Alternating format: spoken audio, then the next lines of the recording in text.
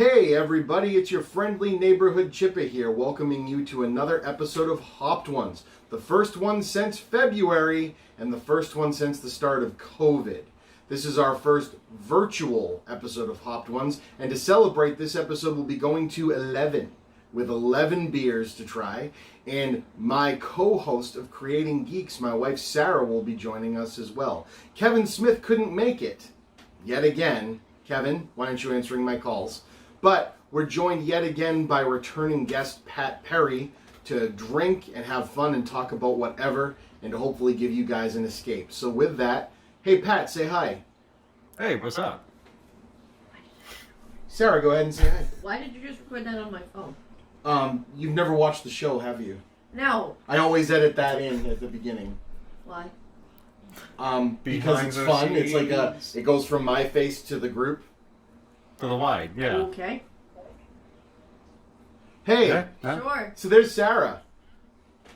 You don't have to Say hi to Sarah, everyone. The camera can see you. Why were you like, hey, there I am, like I just appeared? I don't know. So Were you just going to kiss me? Don't yeah, do that. I can kiss you. Mwah. Ugh. Why don't we kiss Pat? It's through the. Mwah. Yeah. Oh boy, there Ugh, was tongue. sloppy shit. Sweet. Yuck.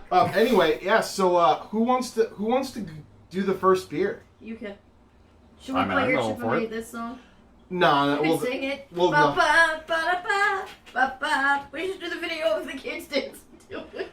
Sarah's just gonna bust my balls the whole time because that's what she does. Anything you want to Yeah. say before I bust your balls? Kinda. I mean, I Oh, think and it's Jay and pretty Silent cool Bob that- references. Yeah, I mean, I'm pretty damn cool with the fact that you got a one of your heroes in music to write you a song, so that's pretty darn cool. It is pretty damn cool, and the kids How love much it. dick did you have to suck? Actually, why don't we talk about that for the first thing? And you Yeah. first beer? Music. I'm gonna do the first beer. So before I give the first Oh, can topic. I get your Hamilton mask and put it over your face to talk to No, shut no, you no. up between All right, people? Sarah, I'll pick up. So this, guys, and again, I'll bring it up on the screen, is Far From the Tree Patch, which I think is our only cider of the evening. Yeah, we don't usually do too many, so. No, but I like Far From the Tree because they're weird, and Far From the Tree was usually the ectoplasm closer for a while. So this one is a spring cider made once a year with sweet ripe strawberries and fresh aromatic basil. So this is a strawberry basil cider. So cheers, everybody. I'm going to start the timer, and we are going to talk about This Made the Chippa. Why not? Why not just beat that friggin' dead horse? So, Pat, have you watched it? Oh, it's so I have good. not had the time to watch it yet, no, but I did watch that, your opening, which was spot on, really good. Yeah. Actually, no, wait. That is one of them I watched, because that one is when we talked about all the movies that came out the year you were born and how they all affected you eventually once you were old enough to actually see them. That's right. Yeah, Yeah. it's really cool. And, like you said, I got the lead singer of my favorite band to write a song for one of my shows. Do you like it? I can see how they made ectoplasm. Wow. Yeah? This is a weird one to start off with. Yeah, I figured it would be cool. Because remember, we're going to get in... For people that haven't seen the whole array yet, even though we span through it, we get some weird shit going on here tonight. So, We should get like some popcorn. It's like do you want to go get some popcorn? Why not? We Yeah, can come okay. in and out of this while we talk. But anyway, yeah, so... Just make sure my underwear isn't showing. did you see Sarah's underwear? I wasn't looking. All right, there you go. Well, alright. You're safe. No, but anyway, what I was gonna say Should is I just bring the whole big bag or should I put it in something? put it in like a bowl. Or something. Well, let's just show everyone what I'm bringing. We have a giant bag of Salem Willows popcorn from Hobbs, the best popcorn on the planet. I thought you were gonna grab like a snack size thing of freaking smart food, not Yep. something that came out of a fresh popper. Go Damn. big or go home. Anyway, Well, yeah, that's so fair. this is a cool. These flavors shouldn't work, and yet they work really well. But yeah, so this made the Chippa. So the idea came about when I was filling in for Bob on The Escapist. Sorry. It's perfectly fine. And I thought it would be cool to do a one-man show kind of thing, and that's the idea I came up with. And there's some haters out there that, are jerks, but most of the people really love it. So, it and Hopped Ones are now part of the patron exclusive stuff, where the first 2 episodes of Hopped Ones we made available to everyone, but The rest of them are just for you cool people for now. So, yeah. Yeah. This made the Chippa people seem to like it. Pat, you're what? You're a couple years younger than me? I feel like I'm going to ask this every time because I always forget. But you're like, what, 34? Close. I'm, let me do the math correctly. 32 currently, very soon to be 33. All right, cool. So you were hearing me talk about a year where you weren't even a thought yet. No, I wasn't a thought for another few years, yeah. Wow. 87's where I came out. 87? Jesus. Yeah. That'll be a fun year. Do you have any particular favorite movies from 84 that I didn't already cover in that damn thing? I mean, I don't really know the time periods back then all that well. Everything from the 80s to, like, even the early 90s all meld together for me, because I was still a wee lad. Yeah, I didn't go and bother to figure out, like, all the release times of all the movies I enjoyed. Yeah. But from the ones you mentioned, Ghostbusters was definitely a huge thing I was into. I was all about that weird Play-Doh pack and Oh, I remember that. fun stuff. Yeah. God, I haven't thought about Split. that in like 20 years. Oh, yeah, it split Play-Doh out of the nozzle, and it's like, ooh, you're shooting the beam, you're gonna get the ghost with Play-Doh. Not sure how that was supposed to work. Do you remember Ghostbusters 2? They had those proton packs that sprayed the slime where they sprayed the Statue of Liberty, and that's like the only function they had, but they made that a toy, and it was like a super soaker. Yeah, I never actually saw that toy. That one didn't catch on so well for some strange reason. I wonder why. Yeah. Cover your friends in pink goo. It's gonna be fine. Yeah. Yeah, no, that show's kicking off really well. I can't wait to, I want to make it better. I want to, keep adding to it. I joked with someone, I'll talk about this on the air here, because, also, hey, happy Labor Day. Oh, yeah, goodness. We're Look at recording this on Labor Day 2020, folks. Yeah, at a perfectly Yes. normal hour. In the 25th month of March, 2020. What layer of hell are we in now? We're on level 9 of Jumanji, right? That's... Is that where we're in? Yeah. No, but there's the thing, is it the part of Jumanji where the tides turn? Because, those Trumpers' boats all just sunk. That was kind of fun. Did you see that? Yeah. I didn't know. Oh, hey, well, while we're waiting for Sarah, we got another beer to jump onto. I'm coming. Thank you for the popcorn. Look at this. I got it. That's I gave it to lovely. Luke Steiner bowl. Thank you. I have a Luke Steiner bowl. I have Weston's Bakery. Nice. We're a Gilmore Girls household here, folks. I'm going to let Pat introduce the next beer. Let me finish my book. You'll let Sarah finish hers. But I was going to say for a topic, we're going to tell Pat what happened with the Trump votes and let him react to it. Okay. All right? Go.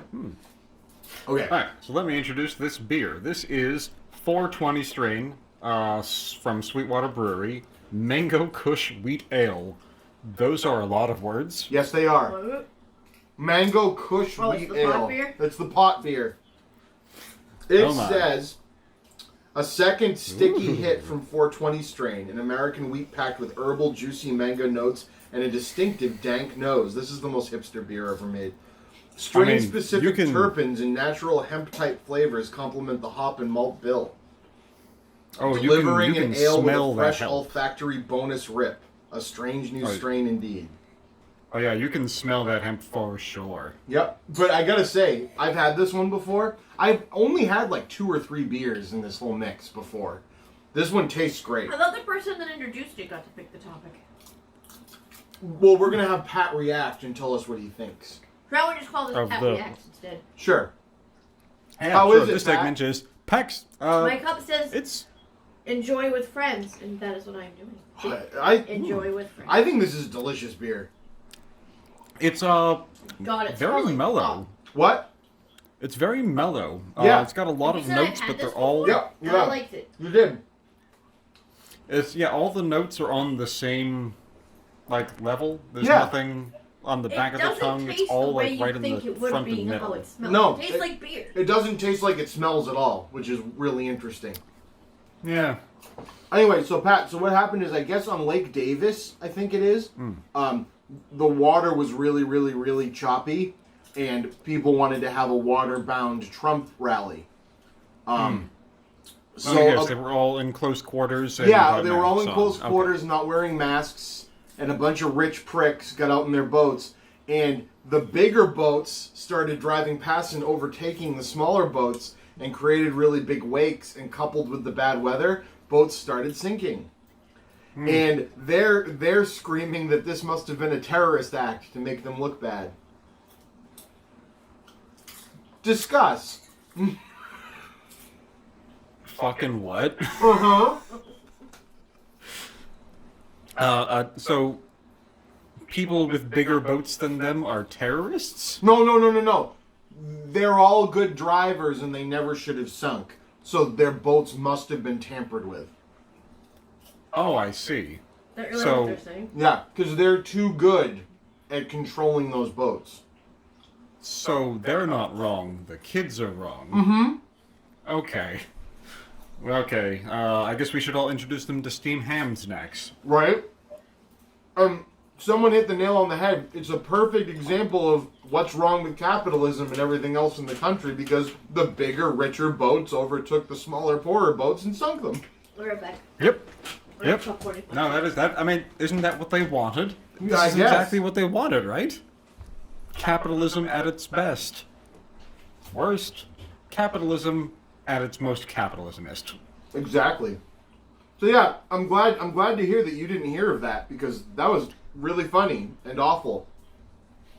Yeah, I mean, as much as I'm not particularly sure I enjoy any of the people on those boats, I do hope they all made it out safely. They did. I wouldn't be good. bringing this out as a poke and laugh.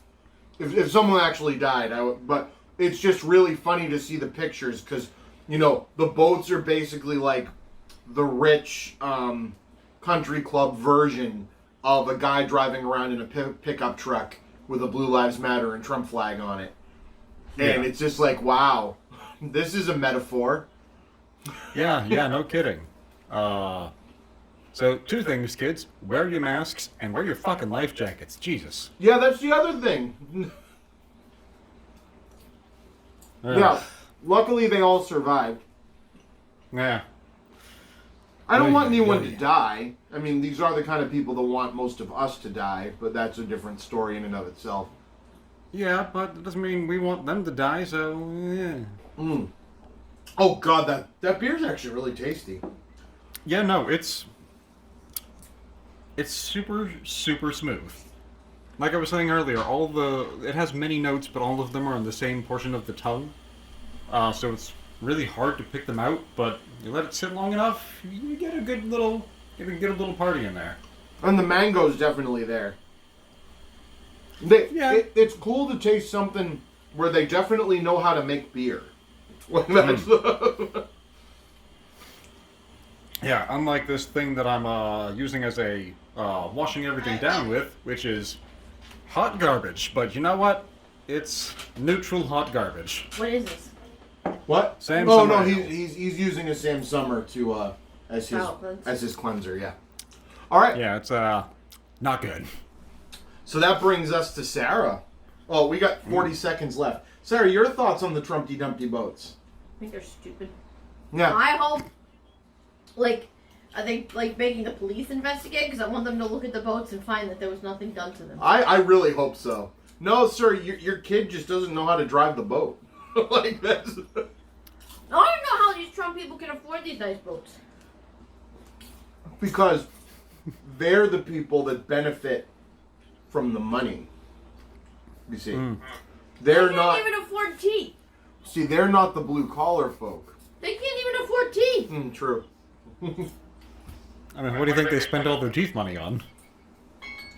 Well, guess what that means? That means we don't have to talk about Trump anymore. Oh, thank God. Oof. Hey, it had to come up at some point. This can't all be happy. Sarah, you're here to introduce Maple Sunday. What am I saying about it? Ooh, tell us what it is. Maple Sunday is a brown ale brewed with maple syrup. Or is it syrup? Syrup. I prefer It's syrup. Boston, it's like Massachusetts syrup. I think Maine is syrup. Didn't Elvis like Maine is peanut butter, definitely syrup, syrup. and jelly sandwiches? No, Elvis was peanut butter and banana sandwiches. This is Portland, Maine, Long Pine Brewing Company. Lone Pine, yeah. Long Pine, no. Does it say anything funky about it? Maple Sunday, every fourth Sunday in March. So what Sunday would that be in 2020? I know, right? Every fourth Sunday in March. So what Sunday in March are we on right now? Sugar houses God, we're on across like Maine the 30th Sunday. open their I think? doors for Yeah. tours, music, and most importantly, a pancake breakfast with Maine maple syrup. Brewed in collaboration with the Maine Maple Producers Association. Maine Maple Sunday is our contribution to one of Maine's longest standing and most delicious traditions. Unfiltered, unpasteurized, because all good things are wild and free. Uh-oh. Deep refrigerated, happy beers are better fresh. Oh, hoppy beers are better fresh. Live yeast may settle. Uh-oh. Don't be trashy. Please drink responsibly. Don't watch out when you get those live yeast strains caught in your Government teeth. warning. According no. Oh yeah. All right. So Maple I Sunday. mean, if it's live wild yeast, does that mean we should try and make sourdough out of it? Is that what everyone This does right reminds me now? of sitting at breweries with you. Oh, it smells great. I miss that. I miss going to breweries too. Let's not have a party. Let's not have family over tomorrow. Let's go to a brewery. Let's send them back to like my dad's house. Oh. Ooh. Oh. Did you try it? Ooh. No. Ooh. I was enjoying smelling it. Oh. This reminds me of Maple Kissed Wheat Porter from Throwback. Smelling it reminded me of Throwback. Oh, this is nice to me. You know what this reminds me of? This reminds me of going to a Denny's at Can I have like a splash 4 of a.m. when you're trashed out of your fucking mind. He is 100% And getting- right. What is he saying? Getting those shitty burnt pancakes. It reminds you of 4 a.m. Denny's when you're drunk and getting the burnt pancakes. I agree. Yeah, those somehow they're burnt but also soggy. It's the weirdest thing. Our Denny's you know what is covered in Is there spray even an paint. open Denny's anymore? Yeah, there's tons of open Denny's. They just closed ours. Yeah, no, the one I went up to in New Hampshire was pretty much the only thing open past like 6. Was that the one in Nashua? Hell yeah, all Near the the gigs at 6. Near the Sad Cafe? We used to go to there after we watched shows at the Sad Cafe. What's Nice. the sad cafe? That was where we saw Loon and Buggy a bunch of times in Nashua. They sucked. Moon and Buggy. Not the Loon and Buggy, but the Sad Cafe. It sucked. It's still there. I have no idea. I'm assuming it's not. I don't even know what it is, so who knows? This is Sarah's topic. I don't know. What should I talk about? I don't know. Tell the world something. I don't think I have COVID. Oh yeah, we don't have COVID. I'm not going. That's good. I still haven't had a chance to get tested yet, because finding a place to make an appointment is still really fucking hard, as it turns out. Even though, all you have to do is just go on the You need to get website. tested? No, he just hasn't gotten it. That's all. It's one Yeah. of those things to do. We technically work around. I mean, as intriguing as the concept of doing a remote Hopped Ones is, Pat and I see each other almost every day because we work together. Yes, But with masks. but and usually we're being with gloves. masks and gloves, but we're Yes. being safe. You see, Yes. unlike the world that still. We're not sees- social distancing. No, we're not. Well, I mean, you live Should I together, it see my happens. COVID? Achoo! But no, we No, we know it's a serious thing. It is a very you gotta serious laugh. thing. Like right now, where we live, our city in Massachusetts is the epicenter. So yeah, Lynn has the high score for COVID. We're Woo! number one. We're number one. And our kids don't get to go to school. Because people fucking suck. No, there's a pandemic, but people across the street are gonna have a party Yeah. with fireworks. Yeah. Oh, God. Labor Day apparently needs a fireworks display. That's what we were dealing with tonight. Cool. For all Yeah, of 10 minutes. I'm actually gonna have more of that one too. That was really good. No, but speaking of ridiculous, shitty COVID people, we have gone to eat at a few restaurants inside, actually, that we felt had Wow. been safe, and I didn't think we'd ever do it. But I still would never, ever, ever go to one near my house. Don't go anywhere in Lynn. Yeah, and Lynn, that's what I mean. Lynn. Maybe something by the mall area. Yeah. We've luckily encountered, like, we went to the Cracker Barrel, and people actually weren't acting like, crazy rednecks, and were, like, obeying the rules. It was a very comfortable experience. Like, their tables were every other, so, like, you were, like, doubles. You were, like, 12 feet away from anybody else. It was awesome. And then... That sounds pretty cool. The other place, we went to the very first place since March. This was just 2 weeks ago now, that we went as a family or individual that was a restaurant or a bar since March. Was the... this was an awesome place. Was the Provincetown Brewery in awesome P-Town on the Cape. The gay LGBTQ center of Massachusetts, right? The San Francisco of Massachusetts. And they, even though they're a compact vacation town, they just made the whole frickin' city masks everywhere. And everybody obeys it and no one complains. And we get to this brewery, and I actually told the owner, who is an incredibly flamboyant gentleman, who was super awesome, that kept coming over to the table and talking to us. I said, hey, I want you to know this is our first time going out to eat, or going out, since March, and he goes, I'm so glad to be your first, sir, and winked, and I'm like, you're awesome. So, for no particular reason, what was this place called again? The Provincetown Brewery in Provincetown. Yeah. Funnily, I've never... So it's I've new. lived in It's New only a year England. old. You should go grab my can out of the fridge and show it on TV. Oh, I can pop it up on the screen. Even better. Yeah. I have editing techniques. I can make it show up. Fictional characters? Fictional characters. Anyway, you were saying, Pat? Yeah, no, I mean, as long as I've lived in New Hampshire, New England in general, I've never actually been to Provincetown in any capacity. Oh, you gotta go. Provincetown is the shit. It's fun. I love Provincetown. We took a boat out, a pontoon boat, and just watched the shore disappear. It was the most cathartic thing I've done in months. Even David just kind of sat staring off into the sea. Yeah. For like 20 minutes. It was awesome. It was almost one of those things you're like, let's just keep going. Of course, it was a pontoon boat. Into Nova Scotia this way. Of course, it was a pontoon boat, and we all would have died. But still, I thought they would have done well. Not in the open ocean. Okay. Yeah. So that brings us to our next beer. Yes. Are you almost done with that one? I want to give you a chance. Yes. So I think So, Maple Sunday. I'm really to all of you surprised out with. there watching this, wear your mask, social distance, don't be a dumbass. Yes, and go to P-Town. This is not a hoax. It's not a pandemic. People do die. It's not a plandemic. That's what everyone calls it now. It's a pandemic. Oh, plandemic? What's that mean? Like it was planned or something. Oh, Christ. There is no such thing as COVID-induced. I don't even go there. Oh, yeah. Never mind. I'm not even going to go there because I don't want... Yeah, we'll get really angry. Yeah, I don't want people jumping on you. Never mind. Yeah, we'll get past that one. So to me, I want to double back, but first I want to check out. This got... Excuse me. Is that Asian? Some Japanese? Or is that I think Indian? I'm I just don't recognize the symbols, and I feel bad because it doesn't say where it's from. You need to Google. New York. Okay. Anyway, this is Confliction Sour Ale by Sloop Brewing. It's a hoppy sour ale.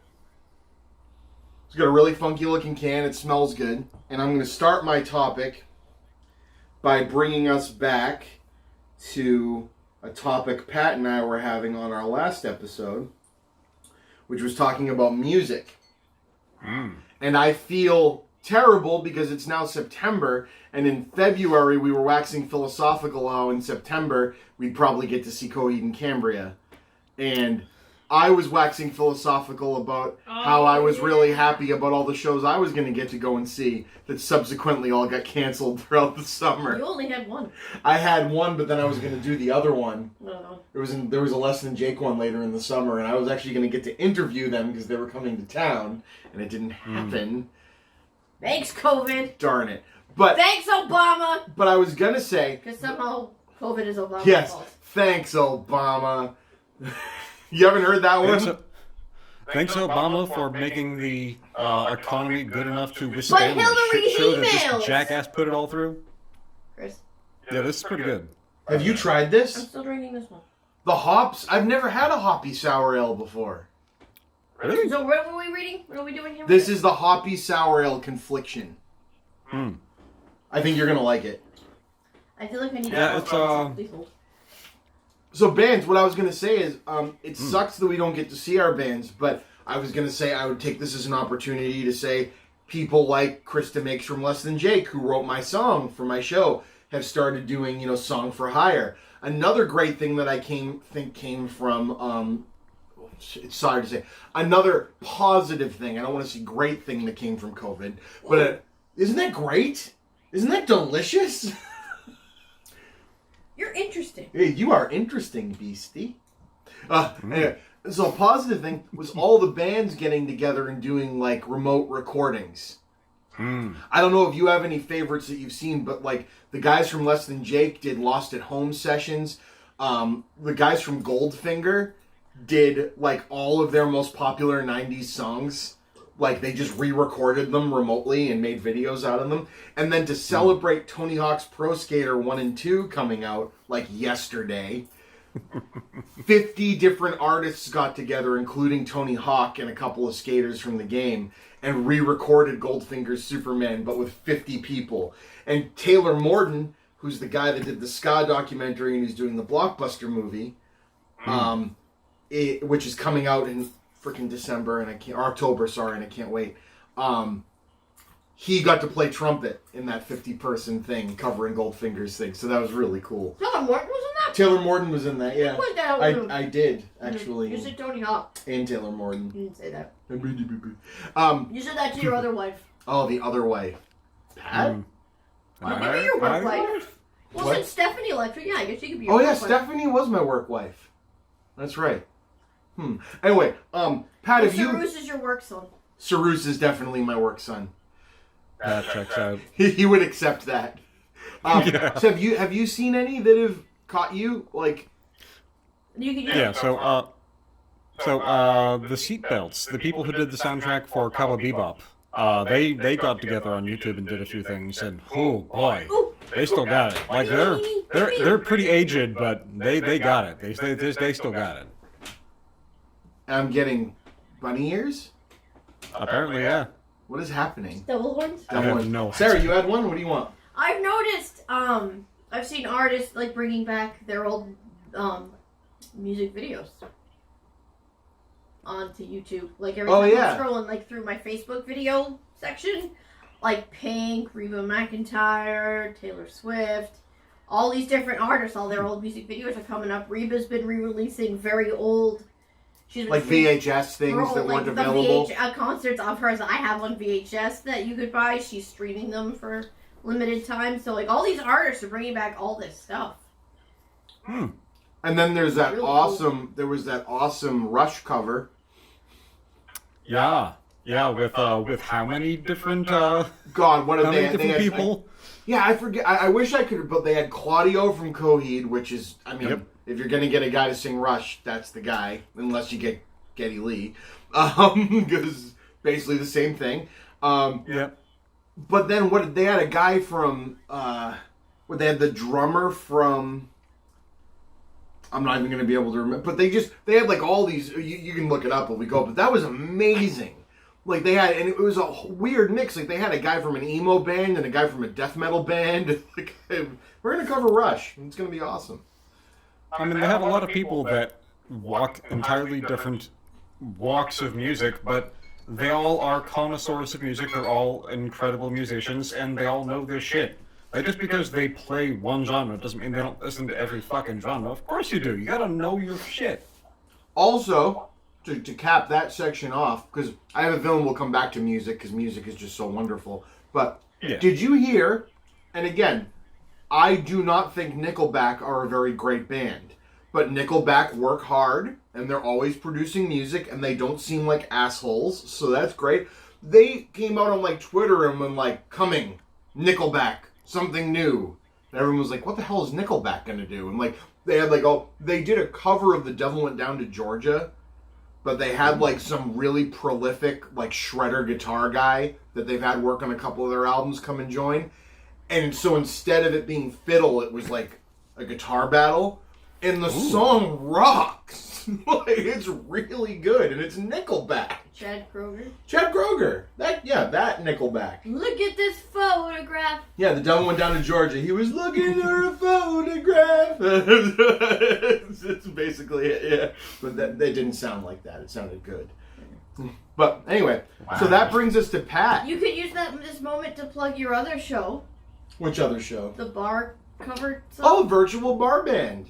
You could get to see if anyone out there in if you social media land wants to be. If you guys are watching Hopped Ones, be in my Virtual Bar Band. I've recorded one, but I've got like 5 people interested, and I just got to get them off their butts. I got the guys from Troll 2. This ridiculous. Have you ever heard of Troll 2? Not the amazing movie Troll 2, but the amazing folk band Troll 2. Just the movie. Yeah. So Jim Petrie, our good friend from work, he did sound for a show that Troll 2 played at, and he shows up with his album and he goes, "You need to hear this." And I went, "Okay, so Troll 2, that's an ironic name." He goes, "No, they're really good too."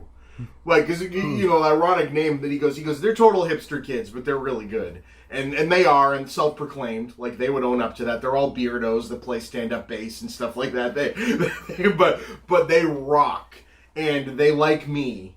And so I'm going to do something with them. And the Blow-Ins, the guys who I did my first song with from Dingle, Ireland, who, again, they do every Sunday since the beginning of COVID, basically, or for like 13 Sundays now. They've done a remote session. Because they can't. Hardcore since they always play your stuff. Because they can't play live in bars right now because Ireland was supposed to open in August, which was supposed to be 3 months after the United States. And the United States opened, but then Ireland was smart and didn't open. That is basically how that works. AKA the U.S. isn't smart. Yes.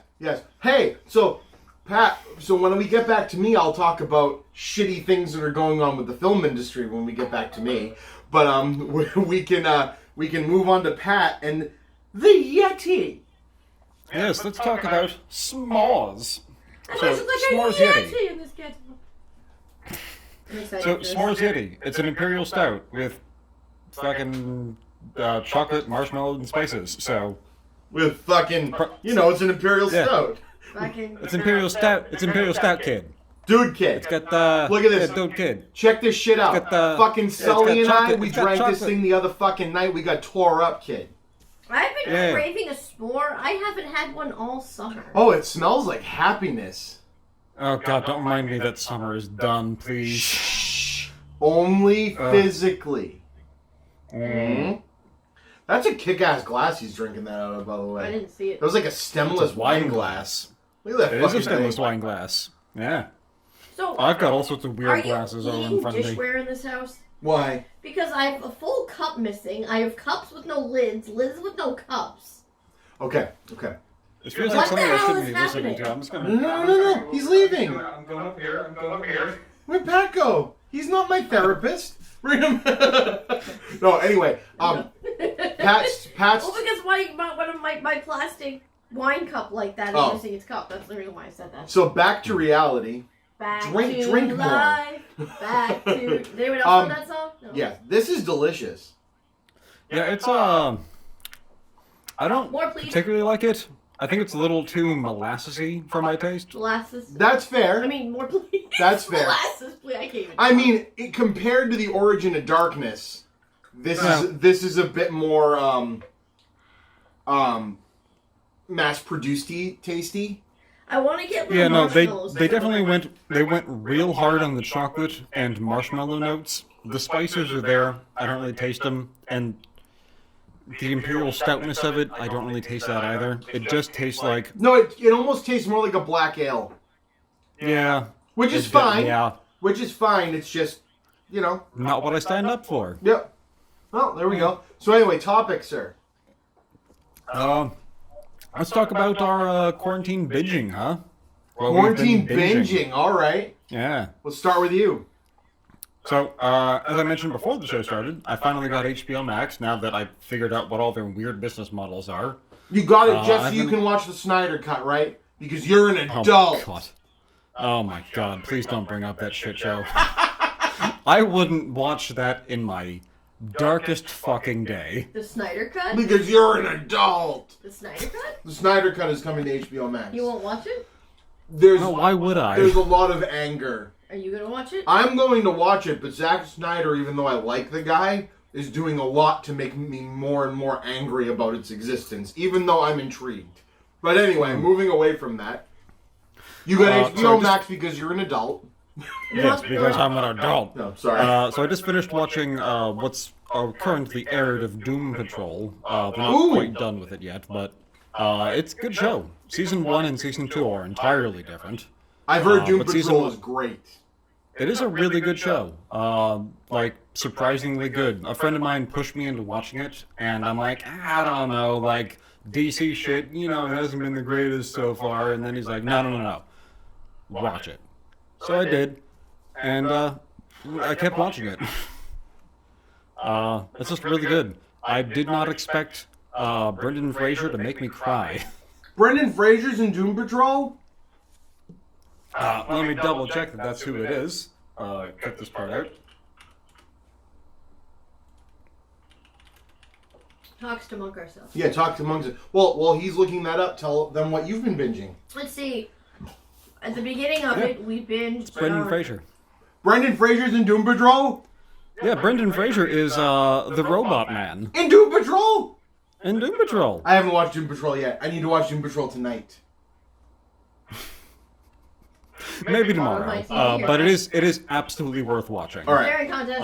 Like, every single character will make you cry at some point or another. That's crazy. Also, Alan Tudyk is in it, and he is a goddamn treat. I love Alan Tudyk. Do I know him? You Yeah. know Alan Tudyk from so many things, but you'd never recognize him. But Alan Tudyk was the really, really, really cool robot in Solo. Not Solo. Rogue One. Yeah, Rogue One. I didn't like Rogue One. Yes, you did. You liked the robot. You liked the robot a lot in Give me Rogue another One. one he's in. More Alan Tudyk Firefly? stuff. What? Firefly? Yeah, she hasn't seen Firefly. Oh, Oh. did you see You've been married to me for how long and with me for how long? You should know by now what I've seen in it. Yeah, no.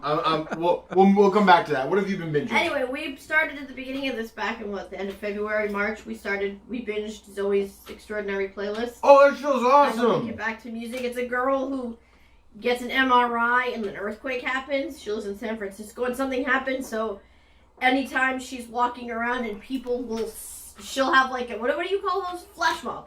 Yeah, It's either a people's. flash mob or just someone's internal monologue is singing to her. She But they sees. don't know that. She sees people's empathy and feelings through song, but no one else sees it for her. And there's a couple episodes where it's switched and it's her that's singing everything. And it's actually a really, really good show, and I can't wait for season 2. It's actually. Lauren Graham is in it. If you've seen the original Hamilton on Disney Plus or in New York City, you lucky son of a bitches if you did, because that means you're rich. The actress that played Angelica Schuyler, Renee, Oh, that is her. plays another character in it called, her name is Ava. Odd. Oh, that So is weird. her. No shit. I said that. I guess you could say we've binged Hamilton. Yeah, I've watched Watch it. Hamilton probably 10 times, Someone and we have the soundtrack. Somebody likes Lin-Manuel Miranda. Yeah, Man I crush. knew almost nothing about Hamilton before I watched it, and I love it. He's the happiest Yeah. motherfucker. What else have we binged? I've binged Bill and Ted 3. I've watched it 4 times, and it came out last finished, what I do? Gilmore Girls. I'm sure there was a round of The Nanny in there. week. Full House. I'm currently on Full House. I binge stupid shit. just No, you because binge. You binge stuff to get you out of the I dark. sit and binge and do puzzles on my phone. Pat, what's another binge? Well, speaking of going back and watching things that have been around for a while, I mean, not that while, but more than just come out, She-Ra on Netflix. Like, that show is surprisingly No! good for No! Wrong! The old show or the new one? the new one. No! Sarah can't deal with the art style. No! Let him talk about it. No! This show is supposed to let people La la talk la when la they la talk. la doesn't exist! I think it's really good. I hate you.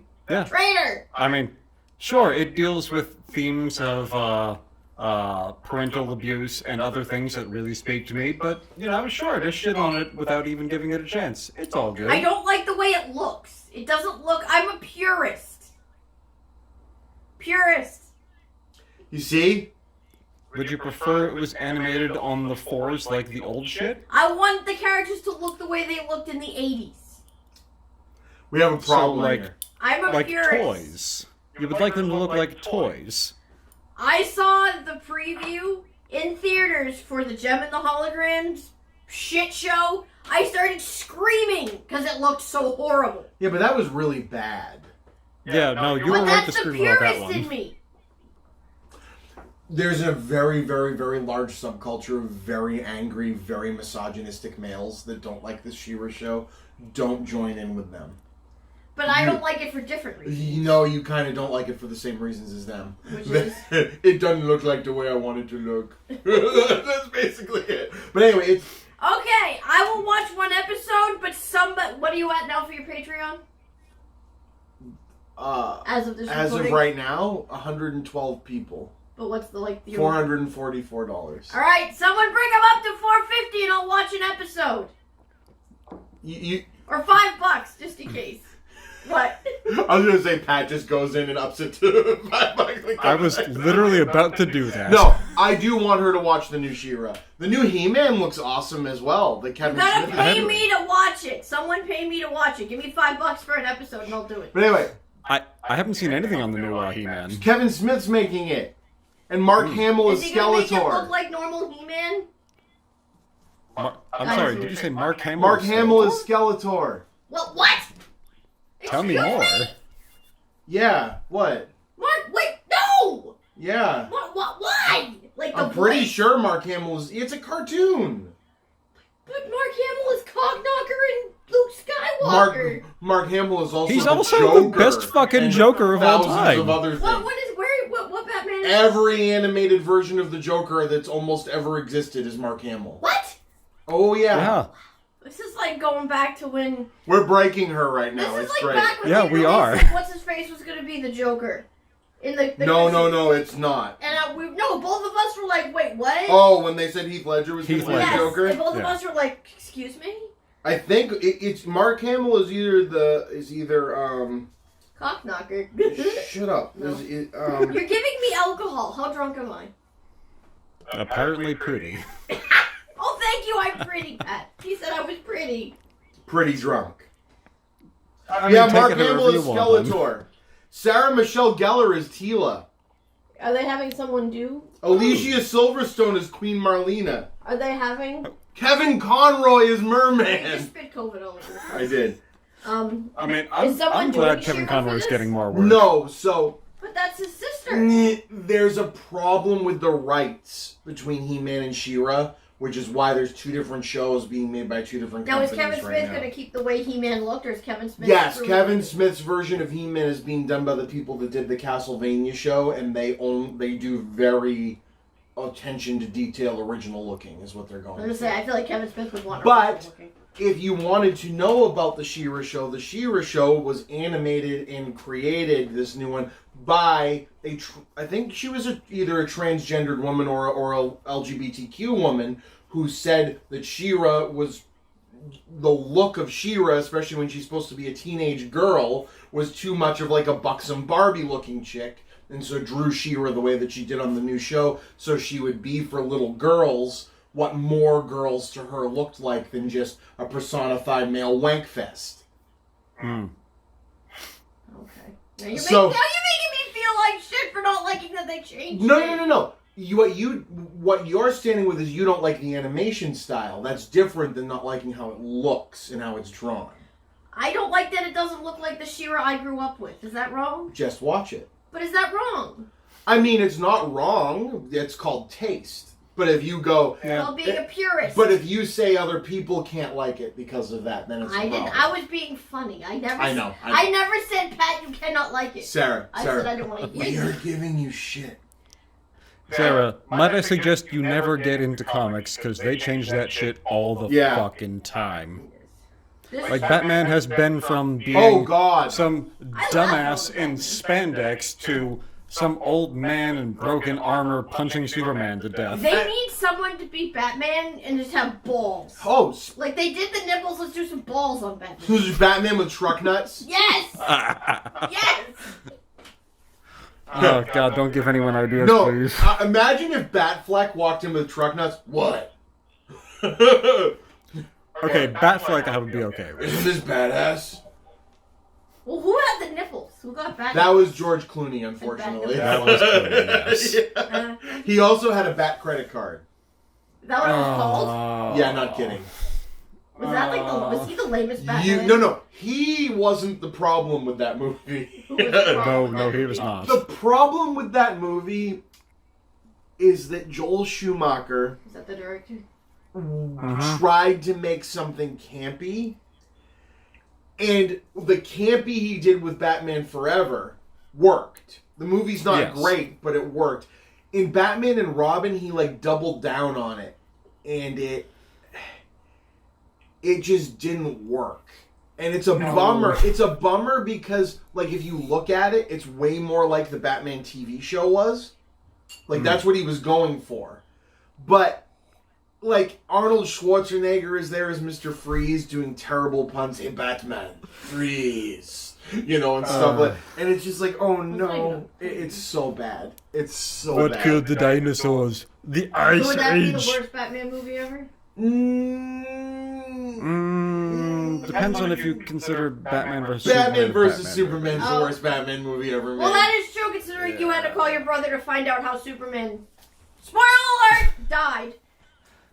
I did. Because you stopped paying Superman's attention. my favorite character, and I actually will go on the record. Yes, go on the record as saying that I actually mostly like Man of Steel, despite some things. And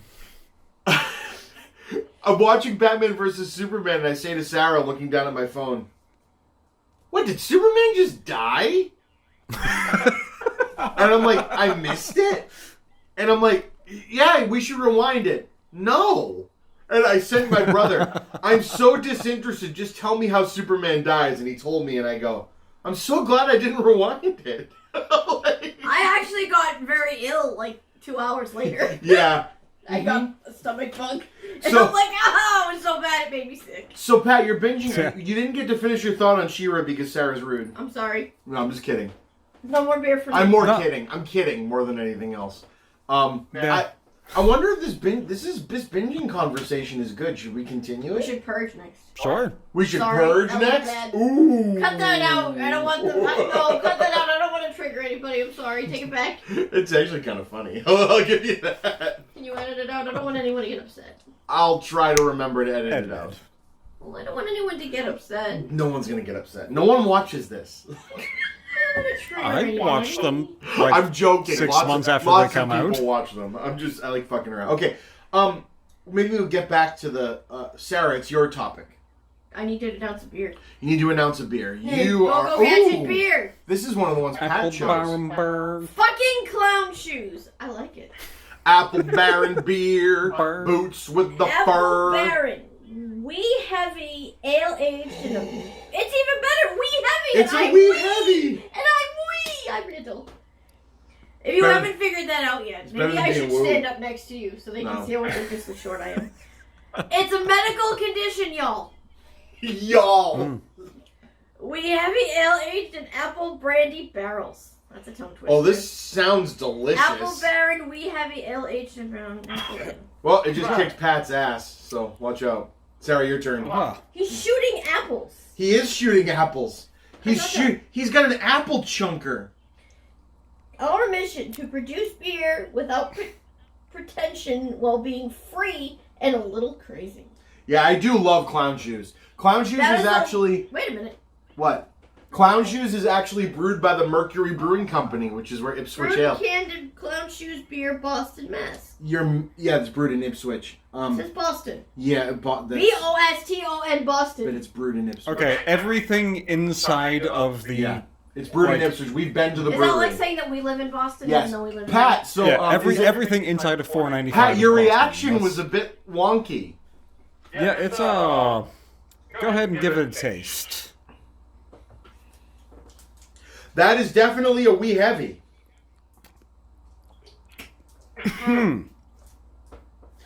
Well, the flavors do not stop coming on that, Nope. huh? Oh, it smells good. Nope. Oh no, I it's do not. feel It is like- not bad. It's just the flavors are everywhere. So much like the bottle, which I'm assuming you're going to show I'm a now, fan.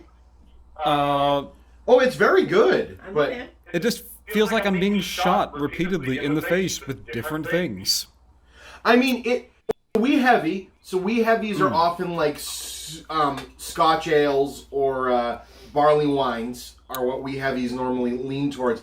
But this one has like that pruny thing going on that like Utopias has, and like other beers like that. Triple Box often have this kind of flavor, but the apple bourbon thing is actually really cool on the other end. It like kicks you in the face. Yeah, I'm not sure I like it, but I definitely recommend everyone try it. This is what I like about clown shoes is they fuck around. Yeah. So Sarah, topic. Hot.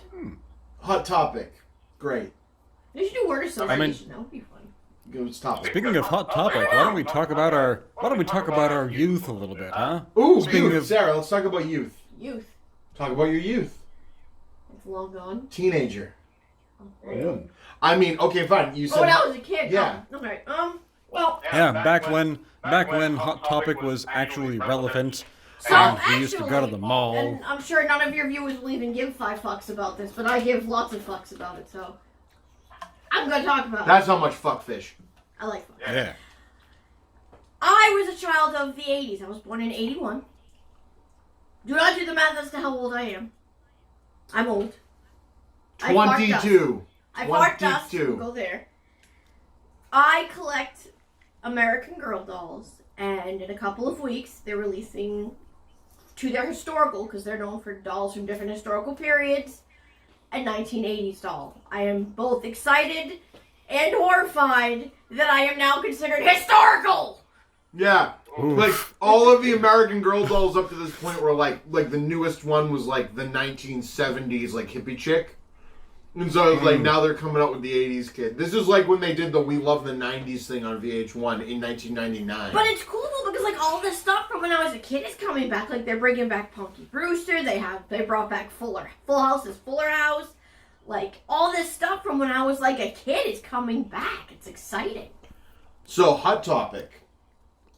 What's Since the you story? said Hot Topic, I was a Hot Topic kid. I think that store's Oh, same. business. Big No, same. Hot Topic's fading out of business. I saw it. I thought all Hot Topic Where? did was just become more like Pacific Sunwear and like brighten the place up a little bit, so parents would actually want to shop We there for their walked by kids. one somewhere, didn't we? I mean, they literally just turned the fluorescent lights up a Oh, little bit, the Hot but Topic at yeah. Saugus Mall's gone. Hot Topic at Saugus Mall's gone. That was my I hang. think so. I feel like I Oh, walked the- by that one that was gone. Or is it the Spencer's? Pretty- Spencer's is gone, but the Hot Topic's I still haven't there. known because I haven't been near the food court since I went back to the mall since COVID. All I know is Hot Topic. Hot Topic and Pacific Sunwear were the stores that I bought the clothes that I wore. And Pacific Sunwear is where you went and you wanted to look like a scene, like punk rock, like goth kid, but you wanted to be Yeah, able with to all wear like it the to baggy school pants still. and all the. But you all wanted the to be able chains to on wear it them. to school Yeah. still. So like Yeah. Pacific Sunwear would be the 22-inch bottom jeans with the skate shirts and I Volcom like and stuff. Pacific Sunwear. No, I loved it too. But then, you know, you go to Hot Topic and that's where you get the 49-inch bottom kickwear parachute pants with the built-in chain wallet and the black shirt that's double long. Who thought Oh, that yeah. looked good? I did. I mean, I know I met you when that's what you wore, and I somehow was attracted to that. Yeah. Sa- I same- thought that same looked here. awesome. Yeah, no, I was also in that camp. I had the big pants with the built-in chains. Yep. I had I'm I female, had so I did the not wear that. yeah I had the T-shirt with the built-in fishnets. Just remember, I knew so What? many Wait, built-in fishnets. The t-shirts with the Yeah. built-in fishnets. I don't know what that is. So everyone would look like Davey Havoc from AFI. No Yeah. idea. I listened to country music in high school. It's definitely a look and a choice. It sure As is. Brad Mondo said, it's a look. It's a look. It's a It's look. definitely a look and a choice. On certain dudes, it worked. Now, and on certain girls, Back it worked. then, the girls were trying to dress like Didn't for me, Cher but I tried. But you from tried. Clueless. See, we were all trying to do like the Clueless looks going on. Ask Paul about the shirts with the fishnets built in.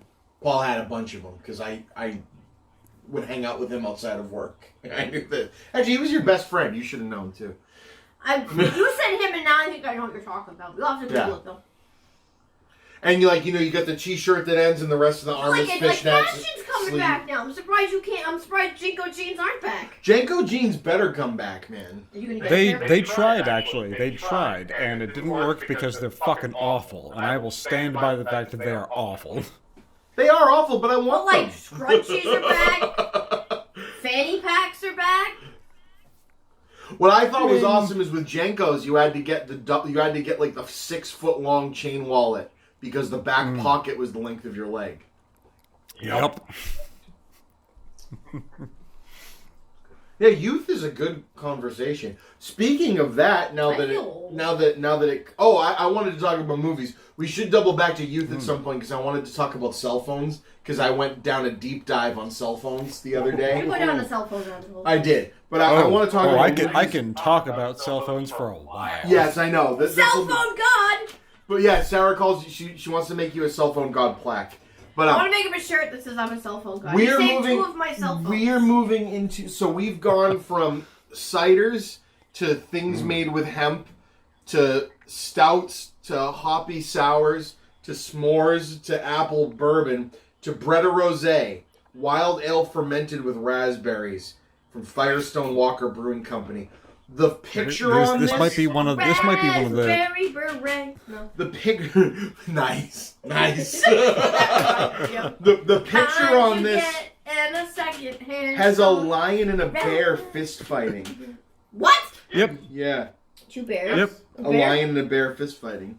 That is the lion and the bear, and they are in an old school Irish boxing. So let's match try like this. So what am I still have to finish. Hold on. I gave you half pours. I keep drinking the sip of this one and it keeps coming back.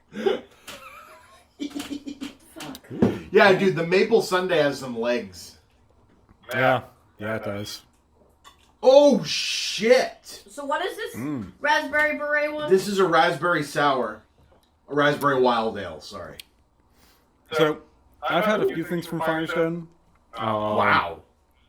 This might be my favorite from them. Actually. Wow. Yeah, this is a really good mix of flavors. Yeah, it's like a lambic if it didn't suck. No, because lambics have a tendency to go like sour and fruity, but like they end up doing it so much that it tastes like they faked it. This tastes like this was actually brewed with raspberries, and it's delicious. Yeah. I want to make a smoothie out of this. Ooh. Oh yeah. I think we need to cut in that Blippy episode about raspberries. All right, so my topic, to double back, because I wanted to talk It's about... the raspberry Blippy episode. Yes. No, I want to talk about movies for a minute, is because we're in the middle of a COVID pandemic, and because COVID supposedly came from bats, I find it really ironic that a week into going back to film the new Batman movie, that not only did someone on set get COVID, but it was Batman. It sure fucking was. And again, What did he say?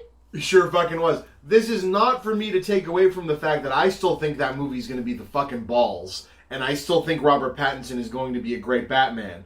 But they really shouldn't be doing movies I right have to now. ask though, is Batman gonna sparkle? No, but he does have eyeliner. You fucking He does have eyeliner, and he really enjoys Because beating Batman, people I well give- past the point of I unconsciousness. give them credit for this. In every Batman movie, Batman obviously has eyeliner, so that dark is around the eyes when he wears the mask. But as soon as he rips the mask off, the eyeliner isn't there anymore. And in this trailer, Pattinson takes the mask off, and the eyeliner's still there. And I went, "Thank you." Yes, I remember. Like, If it's acceptable, I want it. but he definitely looks like he's singing in an emo band. They're leaning very It doesn't heavy. even look like him. They're leaning very heavy on the Crow look for this. I think the movie Crow. looks great. The Crow was in late 90s. Oh, that movie? Yeah. Did somebody die making that? Brandon Lee died making that. Yes. Rest in peace. Yeah, Yeah. sure did. He was awesome, and he definitely died, and it was a freak Definitely accident. died. And it was a freak accident. It was Now I not. have the munchies in my head. The Wicked Witch really most sincerely did. I watched as weird as this tangent because you don't stop, and I like it. You got me See, into now you know what it's like. watching the cursed films on Shudder. The episode they did about Brandon Lee and the Crow was amazing, and interviewing the guy who loaded the blank in the gun that made the mistake. Then it was so sad to hear him, like, because he is an obvious honest mistake. He's like, what happens is, you get this blank and there's like a cork type thing that goes in there, and it's supposed to get pushed out, and it didn't, so it got plugged, and it ended up shooting it like a projectile, and it killed him. There was no way for them to know it was plugged. And there's no real. It's just one of those freak things. I'm surprised he didn't off himself for that. The guilt that he must he's pretty messed up. People deal with guilt in different ways. Yeah, people deal with guilt in different. Luckily, he's continued working, which is, I think, and that's one of the most high. To Jet Li. No, he was Bruce Lee's son. That's it. I knew he was. Isn't that terrible? Right, because Bruce Lee died untimely too. The family believes they're cursed, and all the males are being haunted. Is Jet Li related to that? No, family? Jet Li is not. It's a different Lee. It's L-I instead of L-E. Oh, how did Bruce Lee die? Bruce Lee died. This is a very sad conversation. In a completely normal accident. Yes, in a completely normal film-related accident. What was his? I forget exactly what, but anyway, doubling back. Other people, Dwayne "The Rock" Johnson and his entire family got COVID. Of course, they're over it. But and it had nothing to do with filming. But I wanted to get back into the fact that even though I love Christopher Nolan, he has some pretty shitty fans. But even though I love the guy, I do have to say, and I want to go on the record as saying that I think it's pretty shitty in the middle of a pandemic to put the line in the sand that you're an auteur and everybody needs to frickin' die and get sick to go see your movie. So his movie did finally get released, and it made less than $21 million in its opening weekend. To remind everybody, Tom Cruise's Mummy movie, that was a massive, colossal failure, made more money than Tenet in its opening weekend. And I don't know why that makes me giggle, but I love Chris Nolan, and I think the guy deserves to make money. But Warner Brothers and the entire ad campaign and everyone pushing for get back to theaters and see Tenet. And Tenet is going to be the movie that's going to bring the film people back. And then no one goes and sees it. And I think that's a sign that maybe it was too soon, guys. I'm disappointed it even made $21 million. Most of that was overseas where people are healthy. Oh, well, overseas, sure. I mean, That's I'm total. totally happy with... That's total. Totally happy with people overseas who have been observing precautions and taking things fucking seriously, enjoying themselves. Like, Europe, go have fun. New Zealand, go have a fucking blast. You've been doing great at this. Yeah, and No, New Zealand's fucked now. No, they're not. They had one. They started having death onesie-twosies. Like, New Zealand's doing fine. New Zealand is doing just fine. And then there's the United States of fuck off. Yeah, the United States of, what were they saying? There's more people dying daily from COVID than died in 9/11 right now? We've lost 3 9/11s worth of people. Yeah. Yeah. Something like that. Yeah. Mm-hmm. But it's okay, Pat. It's perfectly okay. Because it's only 1%. No, it's perfectly okay because only 6% of those people died of COVID. The other 94% were already sick with something else. I want to remind people that I told them that, have you ever heard of AIDS? And people go, what do you mean? AIDS is a disease you die from. I go, no, you motherfucker. AIDS is a thing that destroys your immune system so you die from the common cold. You idiot. With emoji, I don't know, cancer. Did they say you died of AIDS or did they say you died of the common cold? Well, that's like, so the people that died of COVID because they were diabetic, and that was what so they died of diabetes. They died of diabetes, no, Sarah. because if they didn't have COVID, they would have lived a long, normal life unless they You know what, though, Sarah? You know, they shouldn't have overeaten and gotten diabetes, Sarah, you see. That's what they'd say. If you were just healthy, like you know, I mean, like them. You're probably a sitting duck. I am a sitting duck. If I got COVID, I'm fucked. That's why I'm trying to not get COVID. I'm a widow. Yeah. As it turns out, a lot of people have pre-existing conditions they don't fucking know about because their health system sucks ass. But that's okay because you're gonna die from that, Let's just drink to death. not COVID. But anyway, back to happiness. This beer is delicious. Yes. I wanted to say that, you know, maybe Go it was get this. maybe it was Go a get mistake to start all of this again. I get that people are losing work and losing their jobs. I get how elitist it is to say this stuff when I have been able to go to work on a daily basis, but I've been able to go to work on a daily basis because the government is forcing you to. One, but I could stay home. But I was going to say, despite I wish you would stay home. Despite some of the people that I work with that have less than stellar views on the world, everybody is being respectful. And this gentleman here that we're talking to is keeping us safe as well. Pat's running around with gloves and a fucking mask and being like, get the fuck away from me. Because he has to get up in people's shit. Oh my god, if I get sick, everyone at work is getting sick. Yeah. He's patient zero with DTI. He is patient zero. Yeah. I'm being very fucking cautious. All right. I thought he was still working from home. It's kind of a weird. They kind of trade off, and Pat, again, we don't want to talk about behind the scenes stuff. Pat's very busy because there's other crap going on behind the scenes. Yeah. Sure he is. Playing. Yeah. Yes. I mean, sorry, no, we're just playing Pokemon Go and talking about movies. I don't know what you're talking about. Yep, that's all we do all day. Yep, that's it. That's all we do. You guys play hide and go seek for myself. That we do play. Probably you more than him. All right. Marcel has my phone number. It doesn't work. Me too. Pat, you're up. Yes. So next beer is Steppenwolf. Yeah, what exactly is a Speed Wolf? Speed Wolf, a vanilla latte stout. I mostly got it because it said vanilla latte stout, and I haven't been to any coffee shop in so fucking long. I almost forgot what a vanilla latte tastes He like. looks like a So let's see what a beer tastes like that has vanilla I gotta latte say, in it. Pat, Speed Wolf looks kind of sad. I mean, aren't we It all? looks like he was in battle and lost. Did he just kill his best friend with that hammer? Maybe it's the hair. Maybe he doesn't like his hair. I mean, I think he's got some nice hair. What do I know? I mean, Speed Wolf hasn't been taken too well Here, to. I can't do that. He just held up. Speed Wolf. I think he rolled initiative and fucked up. Like that. Yeah, that's what I think. You roll a nat one when you're the rogue, and you're supposed to get behind the big bad and do the double damage. Oh no, COVID is a daily natural one. That's what COVID is. Well, COVID has dealt a natural 20 against the United States, but the United States rolled a nat 1 over and over and over again. I don't think they rolled it. I think they handed it. But pretended that we had a charisma bonus that we don't have. We have a 0 intelligence. Well, I'll just say boner bonus. 0 intelligence boner. I can't. Hey baby, right. Want to come back to my place and see my intelligence boner? I think that's how you need to do your work for one day. It's just rolling like it's a. Is that how MIT kids pick up chicks?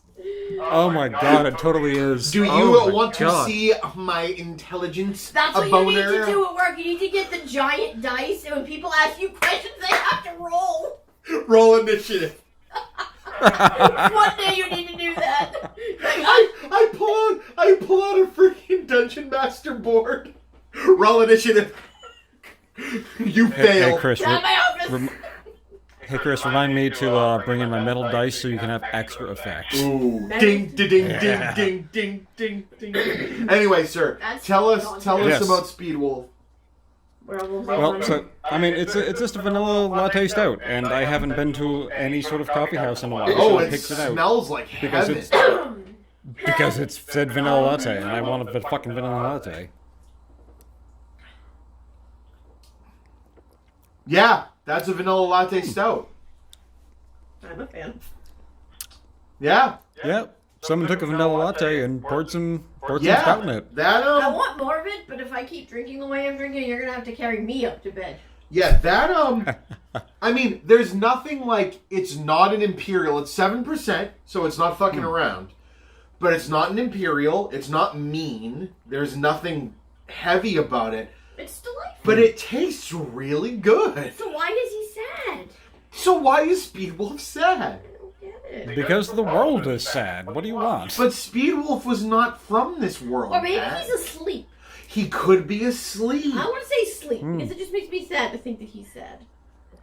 Maybe Speedwolf represents us. It's a silky dark ale brewed with 1 pound per barrel of Yup Coffee Roasters Valley Blue Moon blend and Tahitian vanilla beans. Maybe it's not the Speedwolf we see, but the Speedwolf we make along the way. Eh?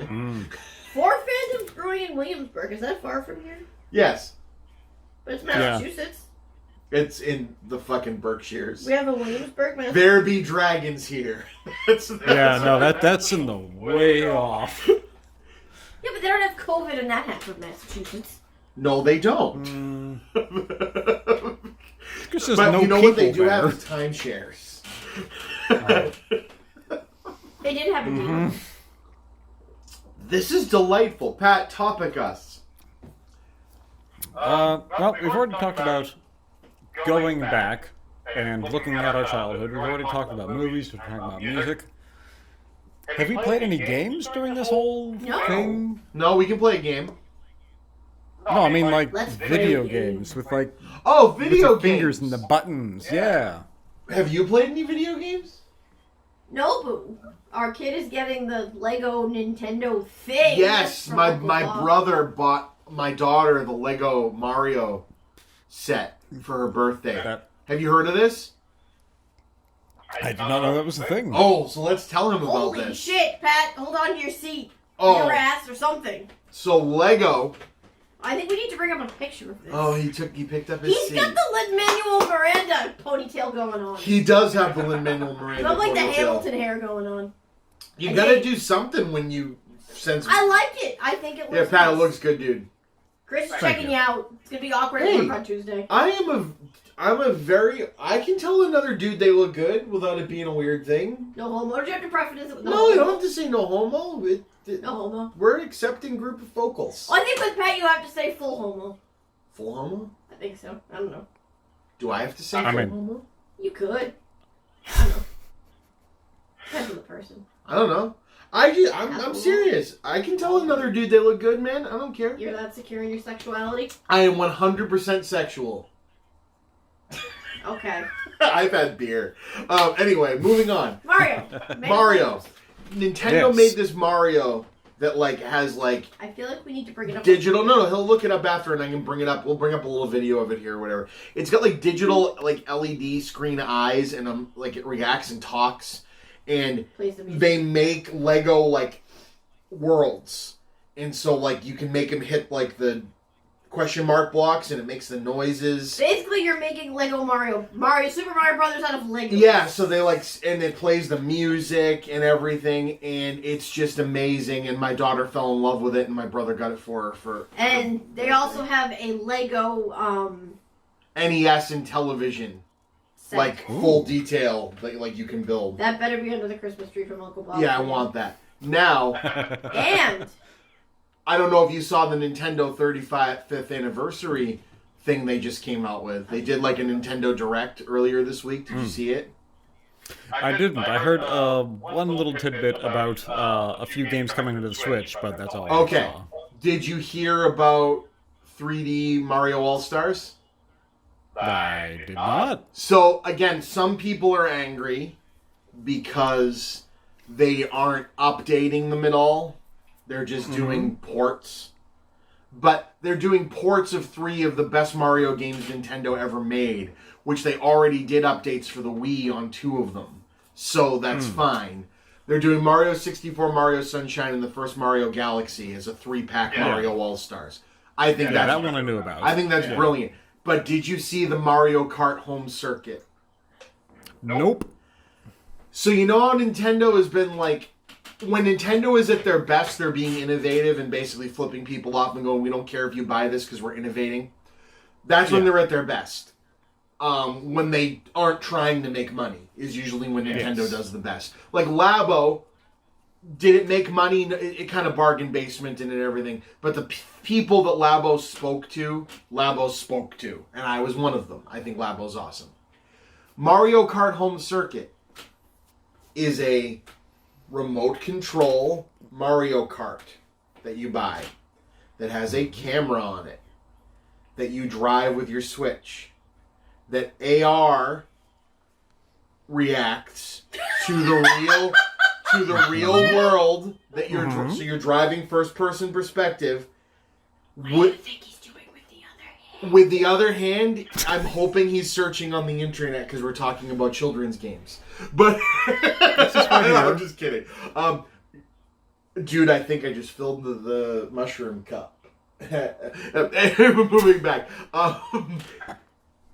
You drive against... So at first I thought that the cars you were driving against needed to be digital too, and only you were real. But then I saw later in the trailer that they had other kids and other people with other carts that were racing against them, and as long as you put the checkpoints that it comes with in certain areas, you can draw the course and set up like Duplos and make sides and drive legitimate Mario Kart with video game power-ups. Like if you throw a shell, the cart stops and on the screen it shows them like spinning, but they stop and they can't go for a minute. I'm completely enthralled. There are some people that have called it classist because, yeah, your kid might be able to afford a Switch but might have a tiny apartment. But to that, my reaction is, so go to a basketball court. You know what I mean? Or like a gymnasium, or you know what I mean? To me, the limits are endless with this if Nintendo does it right. As long as you live somewhere that has more than one room, you're fine. If Nintendo does this right, this could be like a game changer for them. Like, you don't need a mansion. Like, all you need is like a living room and a kitchen. Yeah, they literally showed they showed it in a living room. 100 or 200 square foot living room, and they just made like this. Like, it doesn't have to be set in one room. You could do it. Like, I'd probably do one around this whole circle here that the kids run around in. And I'm just blown away by Nintendo going again. Yeah, we don't really care if this is super niche or not, but look what we did. And I think that's really cool. I want that so bad. I don't care if somebody buys that for us as like a family Christmas gift. I want it. Even if it only kind of works, it's a really cool idea. I can just see Ava doing her happy flappy watching. Yeah. Hey, we showed her the trailer. I did, yeah. She's like, can I have that for Christmas? That's literally what she said. Yes. But yeah, no. Jake was excited. What games have I played? I've been playing Maneater. My brother bought me a PS4 for Father's Day. Oh, nice. Yeah, that happened during COVID. So I have Maneater. Have you played Maneater? Nope.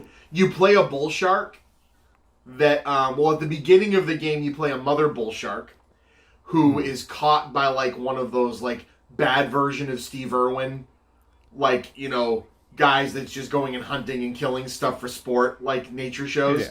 Yeah. And he cuts your mother open and pulls you out and scars you and chucks you in the water. Tell me the story of me being cut out of Mommy's belly. Right, exactly. And then you go on a revenge story as a, like, super amped up, like, nuclear reacted bull shark hunting this guy down. It's basically Grand Theft Auto with a shark. Like, you move around through the water and do little tasks, but most of the game is just jumping out of the water and, like, biting people in half on piers and stuff like that. The cool thing they added to it is they got Chris Parnell from Saturday Night Live to do color commentary like it's a sporting event. And so he'll say real shark facts mixed in with things that are completely made up. And so he'll say that, you see, the thing is that a bull shark actually can hear your thoughts and read your mind and know where you're going to be. You know, and stuff like that. And it's just like, all right, this is hysterical. The game is incredible. I also have Final Fantasy VII Reboot, which is just joyous and wonderful. And I just got Tony Hawk's Pro Skater 1 and 2, and it's perfect. And I want to be playing it right now. Nice. I was 15 when Tony Hawk's Pro Skater came out, and I don't think there is a more perfect video game just for... like that game, Mario Kart, and GoldenEye were like me and 3 friends sitting in a room and just playing until the sun rose and fell again. Probably under the influence of something. But Excuse me? Beer. As you do, yeah. Beer. Pot. No, Right. Sean was Cocaine. high. I was drinking. Molly, I don't know. Yes, Molly in 1998. Was Molly Yeah. in 1990? No. I'm not from Lynn. I In don't know 1998, the thing parents wanted you to be afraid of was ecstasy. drugs. I grew up in Beverly. I've never done drugs. Your kids are going to raves and taking ecstasy. What I know about drugs is what I learned from Dare. Oh, so you've got a very skewed vision of what was bad. Pot is the gateway Thank drug. you for Sorry. spitting your COVID into my eye. Pot is the gateway drug to heroin. And that, ladies and gentlemen, is how you get COVID. He just spit right in my eye. Yeah, we don't like sleep together or anything Like- like that. But Like, I saw the spit in my eyeball. That was a new for me. I'm so sorry. I hate you. You better This is not- chaos. I love it. Anyway, Pat, what have you been playing? I'm wearing my Chaos the Game shirt. Mostly I've just been playing games I already have. Boring. Subnautica, the Okay. game on the Ooh. computer. Yeah, it's a game where you're underwater and you build shit and you try and survive. It's a lot of good. It's a lot of fun. Oh, What game? real quick. Speaking of Subnautica. Subnautica. Speaking of an earlier thing, because the everybody is so up in arms that Antifa is a terrorist organization. When they were screaming around, the president called Antifa a terrorist organization. Anyway, Oh, yeah, I remember that, but fuck He's that a guy. terrorist but organization. when all of his boats at this rally were sinking, and someone tweeted it was obviously terrorists that did this. My brother tweeted Atlantifa. And all right, that's awesome. Atlantian Tifa. Oh, that's pretty good. Anyway, more games. Now I'm scared. Let's see. I've also I started picking up Breath of the Wild again because it's a Because it's damn perfect. good game. Yeah. Because it's perfect. Yeah. A lot of Animal Crossing because, of course. City Skylines. Just yeah. See, the Animal Crossing games are cute looking, but I don't like those games that kind of just like here. You don't like open-ended? I don't like the here have. I like side scrollers. They give me a direction. I don't like just being thrown and be like, here, figure it the fuck out. Sarah's a hardcore side-scroller player. She loves them. I can't just be put. In the new Animal Crossing was so weird. People love it. How? It's How wicked is it cute, weird? but like. You want to know how it's weird? Yeah, I mean, Because when you're I given went an to- island we and went said, to- go have fun. What the hell was it we went to? At PAX, you could only play it multiplayer. And so that kind of weirded And her like out. one person was the leader and we all just kind of follow. It was so weird. So I didn't get a good feeling for the game and they're really cute. And I have one of the earlier ones, excuse me. And I like it, but I'm kind of at a point like, well, what the fuck do I do? You have it on DS, right? Yep, up it Yeah. for me. And I like it, and like that's where I am with the Lego Pirate one on the DS. Is I got to a point where I was just going in a circle and I'm like, right now what the fuck do I do? Give me a side scroll! That's classic. I've dropped so many games when I got at the now what the fuck do I do part. See? Hmm. But then I pick it back up and then I figure Give out me what the fuck to Tetris. do. I like Tetris. And what was the one I played on the PS2? Oh, the PS thingy. Lumines. Yeah, the thingy. There's a new Lumines. For what? PS4. Why isn't it on? I told you I was going to download it. So No, could you play it on didn't. the PS4. Again, your other wife. Or it was up here and it didn't come out here. See, there are times when what's in here needs to come out of the mouth when it hasn't. Communication is key for all parts of What life. else? What else have I played? Your dick. I did not play my dick. That's sad. What It did I misses play? you. Oh. Oh! Fucking Rocksmith. Oh, what's the one we played with the things and you make the music with all the stuff and it was big and Oh, loud? Fuser. I want that. Yeah, have you got a chance to play Fuser? Is it out yet? I don't even know what the hell that is. Fuser is... Sarah and I went back to that booth so many times at PAX. I only went once. Oh, I went like 6 times. So Fuser is Harmonix's new game. Ah, that, yes. Okay. Have you heard of it? I saw the booth at PAX and kept walking. Oh, it's wonderful. So I got in line and I'm like, oh, I like music games. This seems fun. So that's what I did. And I got in line and then I got up to the thing and saw the harmonics come up at the beginning of the screen and went, of course. Like, of course. We're at PAX, it's Boston. Of course this is a harmonics booth. The game is perfect. They basically said, hey, do you remember how fun Amplitude and Frequency were? The games that were the precursors to Rock Band and Guitar Hero? Well, we've done that, but we've just figured out that, hey, what was really cool about that game, people aren't, it's not as much, the nowadays, like, music fan is not as much about playing individual instruments and sampling them and doing bars of music, but it's actually mixing and sampling songs together. So they made it like a music game for the current DJ. So you're mixing and playing with things, but live, and like the crowd will say, I want to hear a drum beat from the 70s. And so you have to go in and figure out, oh, this song's from the 70s, I'm going to pull the drums from just that. And it's very complex and very simple all at the same time. And it's really rewarding. I was talking to one of the people that are in the design, street team, and they said the idea they wanted to have was when you played Guitar Hero for the first time. They said because Rock Band became a party game where everyone was playing it, but they said the first group testings we did with Guitar Hero, and what people loved about Guitar Hero is you'd have 10 people in a room, and one guy would be playing the stupid plastic guitar, and someone would go, I want to try that. And then they do the next song and try to beat it. They said, so with this game, the idea is you put it on as the soundtrack to your party, and the controller gets passed around the room with whatever else you're passing around. Was kind of what the guy said. And it's all right, that's... Pass the duchy on the left hand. Pass the duchy out the left-hand side. That's right. Yeah. But yeah, no, the game was fantastic, and it's coming out on everything. So that'll be cool. E for everybody? Yes. Anyway... Chris, are you rated E for everybody? I am rated E for everybody. Are we about to have time? Yeah, we already did have time. So who did we just do? I'm next, but could you go check on our son, please? I can go check on our son. I want to make sure he's not Our dead. son is sleeping in the other room. I'm going to pound this. Oh, and Patrick is... Come on, Chris. I've refilled my glass, and I'm still done before you. I only have 3 left. That makes me sad. I only have 3 left I as well. think we need to do an even 12. Oh, okay. Shit. How are we... I'm home, my kids are sleeping, I'll be right I'm back. getting shitty. It's good. I haven't been drunk in years. I need to be drunk. I mean, we all kind of do right now. Are you sure he's breathing? Can Yes, you hear he's him? breathing. Is he going up and down? He is going up and down. Okay. To hold the mirror in front of his nose just to be sure. I miss him. Is he? All What position is he laying in? Is he cute? He's cute. What's he? Is he holding his dinosaur? Yeah, he's holding his dinosaurs. Oh, you should talk about Dinosaur. Dinosaur Quest. Well, let's talk about the beer first. Okay. Nordic, even though it's Nordic, so that's Norway, right?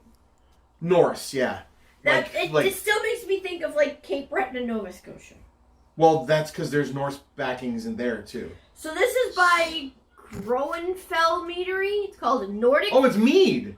Nordic farmhouse saison style mead with cranberries. It's a very good one for me to get to talk about.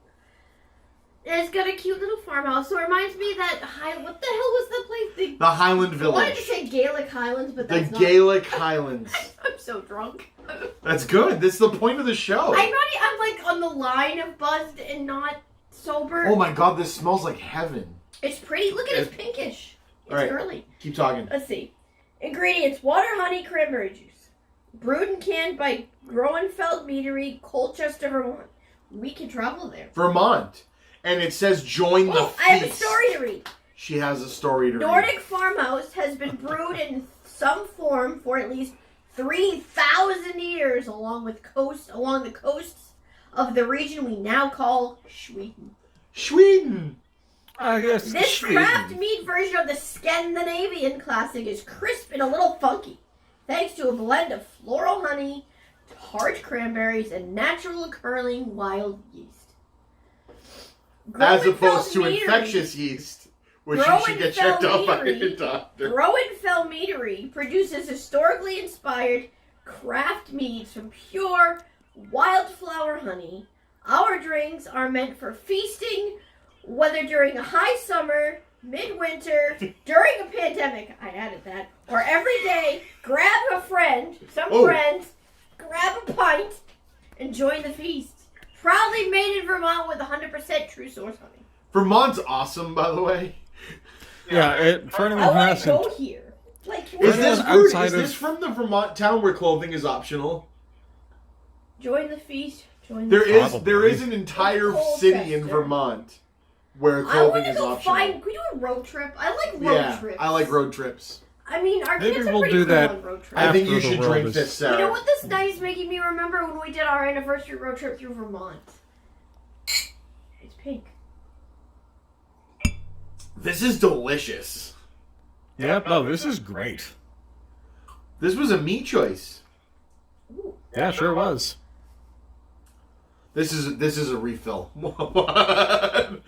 Actually, Sarah just took the whole can. I actually took and added more before I even tried it. Cause I'm like, it's pink. I'm gonna like it. So what were you going to talk about? Dinosaurs. Dinosaurs. Tell them. Dinosaurs. Holy shit! I love dinosaurs. It's a Blippi song. That's our PG-13 Blippi right there. Yeah. What are the actual lyrics to that? Oh, I love dinosaurs. Tell them about the dinosaur Jurassic Quest. Because we have children and I worry about everything because that's how I roll. Find things to do with the kids that are safe because I don't want my kids to get COVID and die. I don't want my husband to get COVID and die. I don't want to get COVID and die. So, I want to drink this beer and die. back, what was it, in July we did it? Yeah. I think. We went and one of the zoos in Massachusetts does a couple nights a week. Southwick Zoo. Southwick Zoo in Mendon. I think it's Mondays and Wednesdays. And now it's during the day, whereas before it was after hours. They do a drive-through safari. You drive through the zoo rather than walk it. So if you don't want to get out and get COVID, you drive.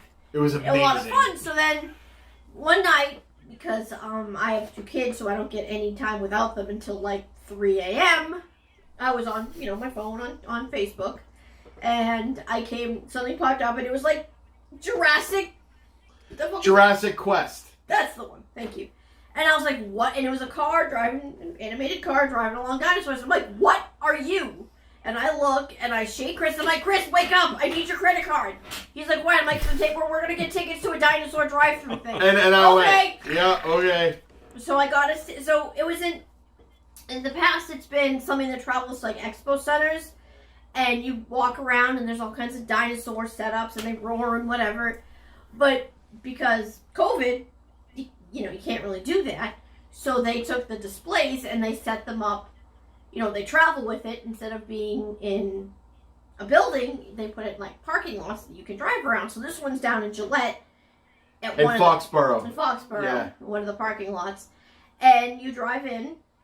And you drive past dinosaurs. So when you buy your tickets, it's per car, and they have 3 different packs you can buy of toys for the kids. I got the lowest one. It was $15 for 3 toys, and they were awesome. They got a really nice stuffed T-Rex, a slap bracelet dinosaur watch, which I was psyched about because they love the slap bracelets. It was actually a slap bracelet megalodon. Megalodon. Yeah, this is a giant shark. Jake said shark. It's shark. Yeah, megalodon. Jake calls it shark. And a dinosaur-shaped rubber duck. A rubber dinosaur duck, which they love.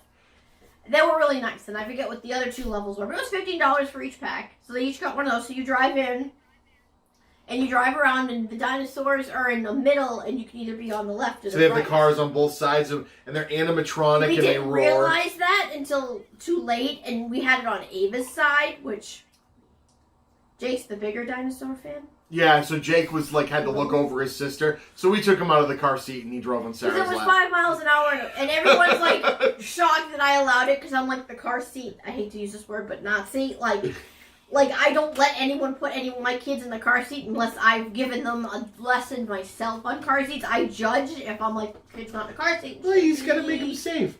But so I've thought about becoming a certified car seat person.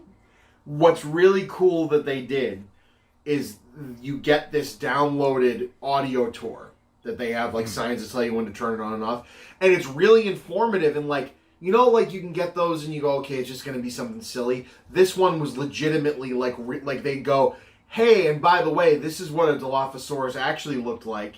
And in Jurassic Park, yeah, they had them with the fans on and spitting acid, but as far as we can tell through data now, they didn't actually do that.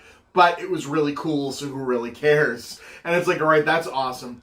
But then they did this cool thing during it where, like, about, like, a quarter of the way in, just to add to, like, the mythos of it being, like, a Jurassic Park kind of thing, they come up and they go, we just got word from our 6 security officers that there may have been a breach in the Tyrannosaurus Rex pen. So if you see any T-Rexes around, just let us know.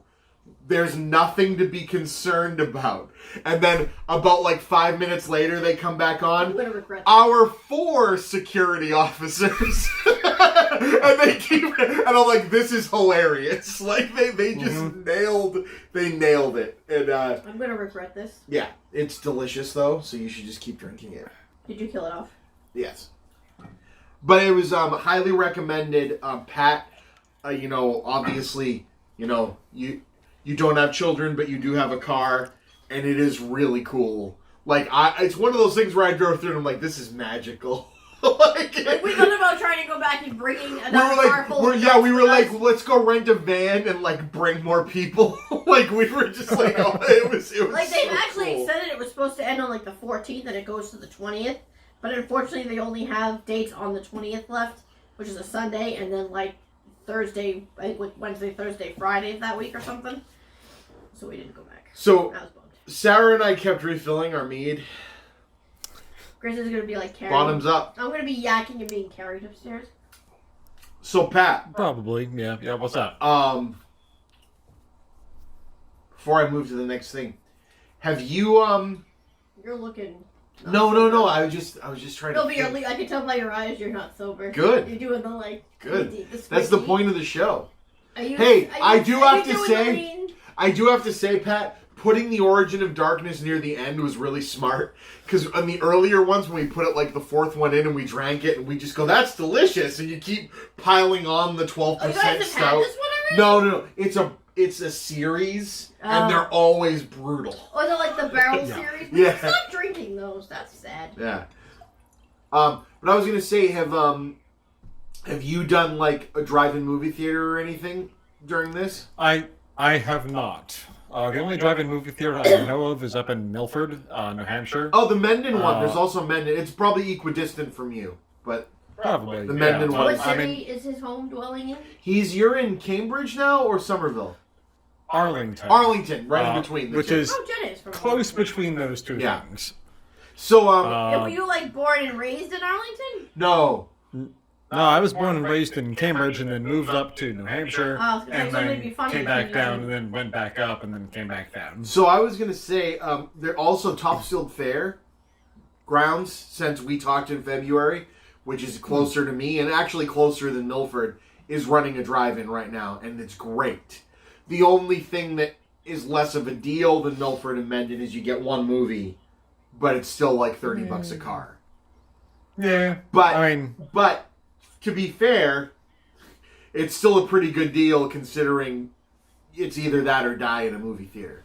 yeah, no, I'll take that. I'll Yeah. take that. Well, based on the money that movie made, probably not. Yeah.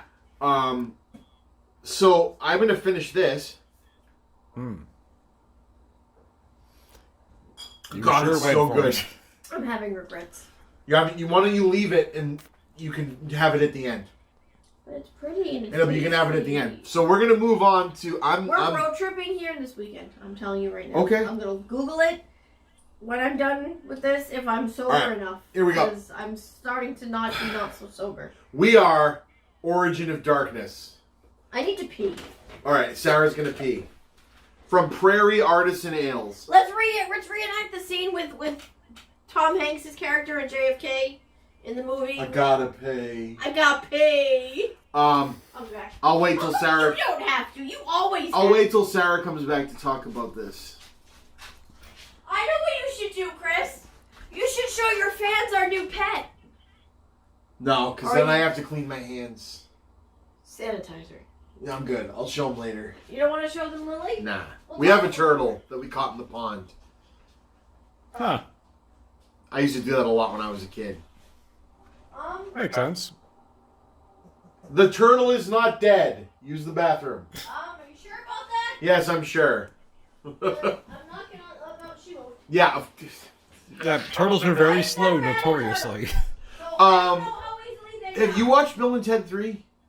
I have not. No, I'm waiting. So, I have a group that I watch movies with, and we're all going to watch it together a week from today. A week from yesterday. Are you going to watch it like a watch party? Oh, yeah. Oh, yeah. Well, that's awesome. I mean, remotely. Yeah, no, that's what I I'm mean. I'm here, and No. one person's in New York, one person's in New Jersey. What one time person's of the in day are Atlanta. you doing that? 7-ish, Oh, okay. probably. I can't wait to hear what you think. It is now. I've watched it 4 times. Okay. It is now equivalent to Scott Pilgrim versus the World as my happy place movie. Okay. I won't say if that means I think it's as good. The difference between Bill and Ted and Scott Pilgrim is that Bill and Ted, the characters, are good people. And my thing that I always have to argue with people with about Scott Pilgrim is they go, how can you like it? The main character sucks. And I go, that's the point! Yeah, no, he's awful. But Bill and Ted 3 is... Have you ever seen Galaxy Quest? Oh, yeah. Oh, yeah. I don't know if you... Because, again, the fact that they made a Bill and Ted 3 and everybody says it's great is reason enough to watch it. It's directed by the guy that made Galaxy Quest. It's exactly that same tone. Like, it's this shouldn't work. And the movie leans in on that. Like, it's just like... They tricked me into thinking Keanu Reeves has not done anything since he played this role. Like, he walks on screen and you just go, that's not Keanu Reeves, that's Ted. You know what I mean? Like... Yeah, wait a minute. This isn't John Wick. What the fuck is going on? It's so weird. And the same thing with the guy who plays Bill, who Alex Winter, who's people think he's done nothing. He's been a very prolific screenwriter and behind the scenes guy since then. He's been doing a lot of like documentary work. Yeah, right? he's just been but he shows up again and it's like, you've never stopped knowing how to be this guy. Like, it's just great. The movie is just wonderful. They even do, like, we have daughters storyline, but the daughters are 2 of the fucking coolest people in the entire world, too, and you want to watch a whole movie with them. Instead of it being like, oh, they just did this so kids would enjoy it, and this is annoying, you go, no, they're great. Like, I want to see more of them. Oh yeah, Sarah is wasted. This is wonderful. Bad. No, it's not bad. We're having fun. I'm getting to the point where I'm not comfortable. Oh, I'm sorry. That's not That's good. okay, I'm good. You only have to taste them. You don't. I want you to keep having fun. It was my own fault. And remember, you weren't watching me. We're damn near 2 hours in, which You weren't watching me. It's okay. I was pouring and you weren't watching to stop me. Do you want me to drink it for you? No. Okay. Well then. You're supposed to be Sarah- watching me. Sarah, You're the more just adult take than sips. adult, even though I'm older. Just take sips of the next ones. Like this next one and the one after it, just take a sip of it. Yeah, these are gonna hurt. Let Chris you. take the rest. These were So designed. tell me about this beautiful Let beer. us talk about this beautiful beer. All right. Oh, it smells. No, sexy. remember. So the origin of darkness will lure you in. Will lure you in with its siren song, and then bend you over a table and hit you with the Next shot. Last shot. I was gonna say with the barbed wire condom, but we'll just. Ow. That's a way to describe it. That's not pleasant no matter what side of the condom you're on. Exactly. This doesn't work for anybody. That was clever no matter what That side was of the... wicked clever. This doesn't work no matter what side of the condom you're on. Hey, I did something good, remember that? I think that's the new tagline for this show. Oh, God. Origin of Darkness. Imperial stout with coffee, wayfair thin, It's only wafer thin. Vanilla and cocoa nibs. This is a 12% alcohol by volume beer. Watch out. Fuck. This is wine, ladies and gentlemen. Yeah, no, this is beer wine right here. So we've done one of these each of this series since I started the show. Yes. How Every show I've done with others Pat has had a beer from this series on many are in the series? A lot. Oh god, they keep adding more. Way No, fast, they do a collab with a different brewery, I think, each time. And I think But, you know, I they're think good. every show it's been our favorite beer too. That's the Usually, yeah. Yeah. Oh, I'm gonna quote Beer Fest and say that I want to drink that, and then in the wintertime I want to freeze it and skate on it, and then I want to melt it down and drink it. I felt that way about this one. Yeah, this is really good and strangely not brutal. It's We say that about every single one of them, and then it's gonna hit me in the face. I sipped it. Yeah. I'm like, this is gonna. I expected it to build bitterness, and it didn't. No, they're never bitter. What they are is boozy. Like I took a sip, and I expected it to get a little more bitter, and it didn't. They're boozy. That's the Yeah. not unpleasantly boozy, just boozy. I don't want you to have it either. You don't want me to have it? Why? I don't want you to get too drunk. I'm not drunk. I'm big boned. Yeah, but you're doing the Wait a minute. squinty. You're doing the squinty Chippa drunk eyes. That's because it's 2 a.m. On Labor That Day. also doesn't help. Today Everybody, today Day is Labor Day. Oh, why? Homestar Runner? Homestarrunner.net. It's .com. It's time to check the We email. need to invent a new dot. We have com, org, edu. Net. We need another one. What function How key do I about gotta dot press done? to make that happen How about again? dot done? Dot done. I'm pretty sure you can actually get that now. Alright, so Sarah talked about the internet. Have we done internet things on this before, Pat? I mean, probably, but fuck it, let's do some more. It never ends. Right, I mean, we were... Internet? Yeah, like Homestar... What the fuck is the internet? What the internet? The internet is a tool. It's a What's series the of exact tools. quote? I'm ashamed of you. You don't No, know. the internet is a something that people primarily use to bitch about movies and share pornography with each other. It's basically true. No, Today Day is Labor Day. I love Homestar Runner. Do you know they keep creeping up and doing things every once in a while still? So I heard that, but I haven't actually seen any of the. Yeah, they do newer about stuff. once or twice a year. They do something, and it's great. They also sometimes show up at They Might Be Giants shows and like do puppetry, which is. So I have to point out, even though they can't see it, that the second was supposed to go up there. So it's I like know the second was supposed to birthday. go up there. It's fine. Yeah, dumbass. Our son's birthday banner is still on the wall from 2 months ago. A month. A month, just 1 month. Well, now 2 Yeah. months. No, See, 2 months. Pat looked behind him. 2 months. Yeah, 2 we months. We are we right. suck is what it It comes was down just to. 2 months yesterday. Hey, but COVID, fuck you, COVID. Yeah. And bail.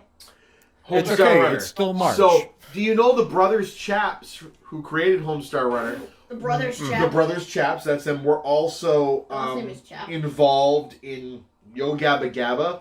What? Yep. I didn't know that. They I were some did of the not know creators that. of Yo Gabba Gabba, and they were That also... show is fucked Yeah, that up. show, well, Homestar Runner is fucked up. Yeah, They were to me, also... Homestar Runner makes a little bit more sense. They were also involved in the Aquabats show. Okay. That makes sense. Yeah. That checks Who out. was the villain in Homestar? The King of Town. No, but there was. What's the other characters in it? Give me- Strong Bad. That's the one. Yeah. Is that a Strong villain? Bad and Marzipan are totally making out. I thought I loved the Homestar Runner soundboards. Let's Homestar went out with Marzipan. Homestar did go out with Marzipan. Then the King of Town, there was the King of Town, and I'm a song from the 60s. Strong, Strong Sad. no, Strong Sad was the sad one. A song from the 60s was the weird guy that didn't make any sense. He was strong something or other. Shit. Strong mad, strong sad. Wouldn't it rhyme? Strong bad, Homestar. Homsar. That was it. Homsar. Homsar. There you go. Yeah. Okay. Homsar. Yep. Marry me. That was strong mad. And then Coach Z. Coach Z, Coach Z. Yeah. And then the I had Canadian, to fork. The guy who I'm surprised didn't call himself Coach Zed. Yeah, Coach Zed. Coach Z's got money, but not much. Coach Z's got money, but not much. I loved Coach Z's incredible raps. They did one of my favorite things is they had Strong Bad doing like a fake news broadcast, and up in the corner was a picture of Coach Z looking all strung out, and it just said more than 3 problems on the bottom of it. And it was just such a great visual gag. Coach Z, 1 2 1 2. I miss that so much. That was so prolific that they released DVDs every 100 emails as like lines in the sand of what the site looked like. Did you ever have the Homestar Runner Strong Bad Sings and Other Type Hits album? Did you? Yes.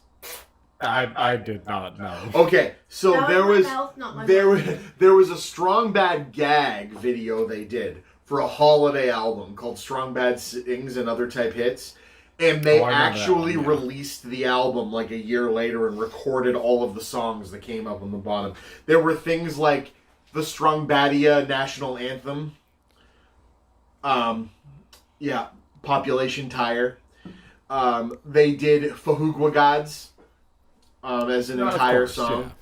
Yeah. They did Trogdor by Limousine.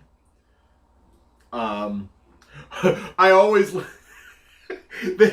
when they did the Trogdor episode, I could see a band like Limousine doing that song, and then the Brothers Chaps literally show up dressed up like an 80s hair metal band. They come up in a pop-up in like Winamp or something on Strong Bad's screen, and they go, "Yo, Strong Bad, we're totally gonna be online all night playing an MMORPG if you want to join our guild."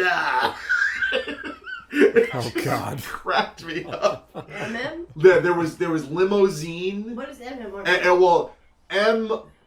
MMORPG is massively MMORPG is massively online multiplayer RPG, but MM, who knows what they were going for there. They also had like KF fucking Chicken on Homestar, KOFN Chicken, but Limousine Tarantula, that was another one of the 80s hair metal bands in Homestar Runner land.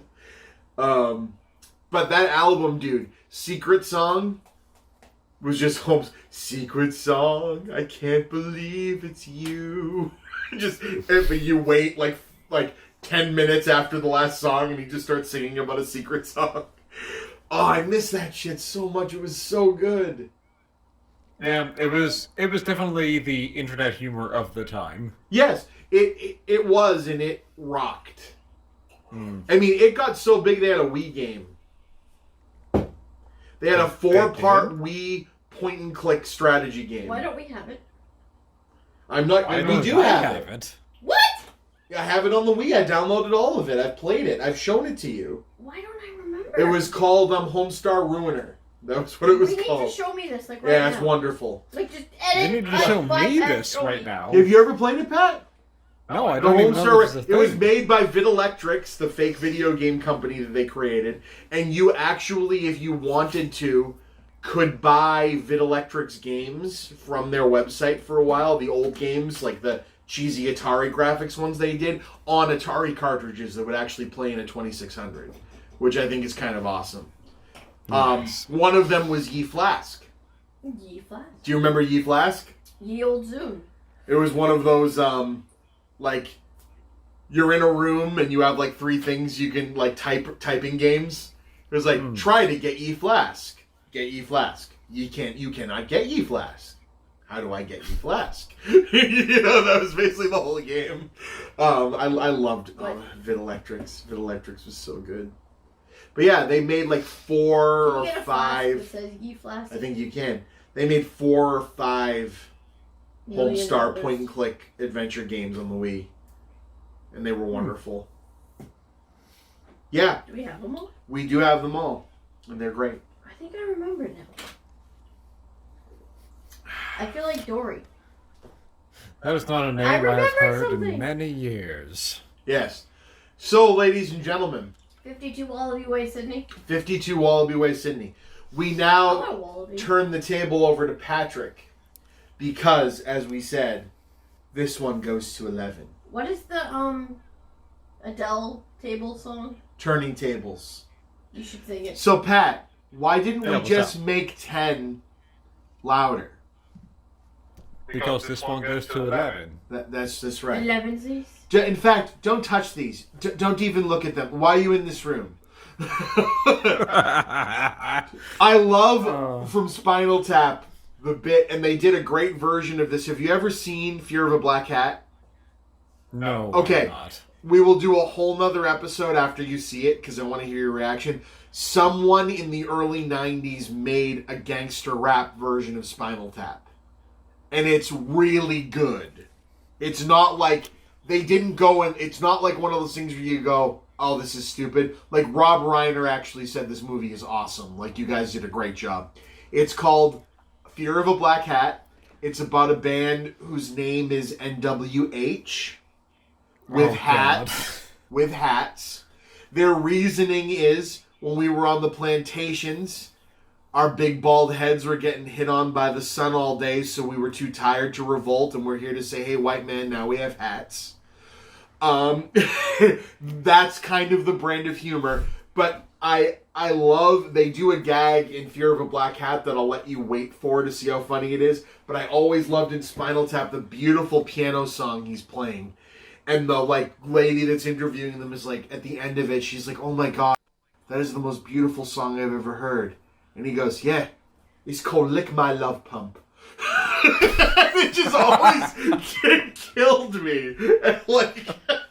Anyway, so introduce us to our first heavily hopped beer to end hopped ones with. So As ironic as that is. So, I'm assuming Chris is currently showing the front of the can. The very top left, you'll see normal is weird. And then followed up by Flying Monkey Craft Brewing. Sparkle Poof. That's pretty much all you get. It's a triple IPA called Sparkle Poof. Yes, and that's what I want to say. I have only ever had... I don't think I've ever had a triple IPA. I've had a ton of double IPAs. And I've had a quadruple IPA by Night Shift because Night Shift will not be outdone by anyone. That's their whole thing. But the thing for people to remember that don't like IPAs is that usually when you get into double or triple or quad territory, they're going for higher alcohol content, which means they have to put more sugary things that can turn into alcohol. So quadruple and triple IPAs or double IPAs are usually sweeter. So oftentimes people that don't like IPAs like these more. I have no idea how hoppy this is going to be. Judging by my wife's face, it's not that bad. But it's hopped ones, so I figured let's end with an IPA. So cheers, everyone. Cheers. And Pat's drinking this out of a coffee mug. Ooh! I only have 10 normal glasses. That's an so- awesome coffee mug. I like it. Yeah, Now I have it's to a- point something out on the can. Oh, this is delicious. When Yeah. it gives the address, it says 107 Dunlop Street, Bree, Ontario, Canada, Earth, Milky Way, the universe. So from now on, when I address things, I'm going to address them as whatever, city, state, Yeah, in case United States. Sarah wasn't fully heard there, their full address for their brewery is 107 Dunlop Street, Barrie, Ontario, Canada, Earth, Milky Way, the universe, So I'm infinity. adding United States, Earth, Milky Way, Infinity. the universe, and infinity to all of my addresses from now on. I gotta say, I wonder if the post office would still mail them. yes, I don't think I've ever heard of this brewery before, and I love their can. I love this beer. It says normal is weird on it. This is a good beer. Is weird. You know, this is great. The only other triple IPA I had was from a brewery called Hobo King. Yes. And it was just a triple IPA. This is good. Tasty. I'm drunk. You're okay. You go at it. All right. You're taller. While we drink this, and while we... it's Pat's turn to do a topic. Pat, topic us while I go get a plug to plug in our kid's baby monitor, because we're good parents. Sounds good. I may be passed out drunk by the time. No, talk to Pat. I mean, Hi, Pat. so why don't we... Hey, what's up? So why don't we go back to music? Let's Sarah, run this off with some music. Like, what have we been listening to this year? What have you been listening to this year? He's making me listen to Hamilton. A lot. Okay, well, like... Not that I don't mind, because I do love the Hamilton soundtrack. Now that I've heard it, or I've seen the musical, like, before it would come up, I have my Pandora is a soundtrack channel, and literally every other song was the Hamilton soundtrack, but it was out of order, and since I hadn't seen it, I really didn't know what it was, so it didn't appeal to me. So I just like, oh, Hamilton, skip. And then I'm like, I want to see it, so we watched it. Now I'm like, oh my god, Hamilton soundtrack. Then we watched it the next day. We went to Target and bought the soundtrack. And I can't stop listening to it. He was bringing her to her as I point to someone that's not behind me. Yeah. We're drinking. Because she wanted to buy toys at Target. I was like, while you're in there, get the soundtrack to Hamilton. Give Lin-Manuel Miranda some money. I'm taking this horse by the reins, making red coats redder with blood stains. Is that in there? All right, one Chris, of the you're drunk. Let's do best lines. What is it? Boats and gunships. That's the opening line to Guns and Ships. I said boats and gunships. I'm taking this horse by the reins, making red coats redder with blood stains. That's the opening line. I can't do the whole song. I called it boats and gunships. Boats and gunships. It's like a really kick-ass RPG. Oh, Jakey's upset. I'm drunk. Oh, no. I'll be right back. No. Pause. No, you guys keep talking. I got him. Lafayette. Keep talking. Is he okay? Jakey. Is he okay? Does he need that sword? Did he lose a shoe? Oh, I see. So yes, we've been listening to a lot of Hamilton. He's been bringing back ska into my life. What have you been listening to for ska? Yes, and we've been listening to like he said, the blow-ins every Sunday we have on. Because every Sunday we have like his mother and siblings and my dad and my sister over. They're invited over and everyone comes every Sunday. And usually we have the blow-ins on while everyone's here. Is he okay? Yeah, he's good. He's good. He can make his Hopped Ones debut. I thought we weren't putting him up though. Oh, he's just asleep on my arm. It's fine. His ass will be in it. Yeah, his ass will be in it. I'll put a smiley face over his head. Okay. Hi, Jakey. Jakey's a sad boy. Does he have both shoes? He's got both shoes. Hey, what were we talking about? Music. What we've been listening to. I was saying that you brought ska back into my life. I love ska. Ska's good. Thank you. Other than like Streetlight Manifesto and Mighty Mighty Boss Tones, I haven't been listening to much else for ska. That's okay. You can't go wrong with... Oh no, what's wrong, Jakey? I didn't do it, I swear. You can't go wrong with Streetlight Manifesto, Alright, man. I'm going to finish it down here. No, you gotta get back up. I can't. You gotta get back up. I can't. Get back up. I've fallen and I can't No, get get up. back up. I've fallen and I can't get up. Get back up. Now, what have you been listening to, buddy? Oh God. Let me just quickly bring up my iTunes list.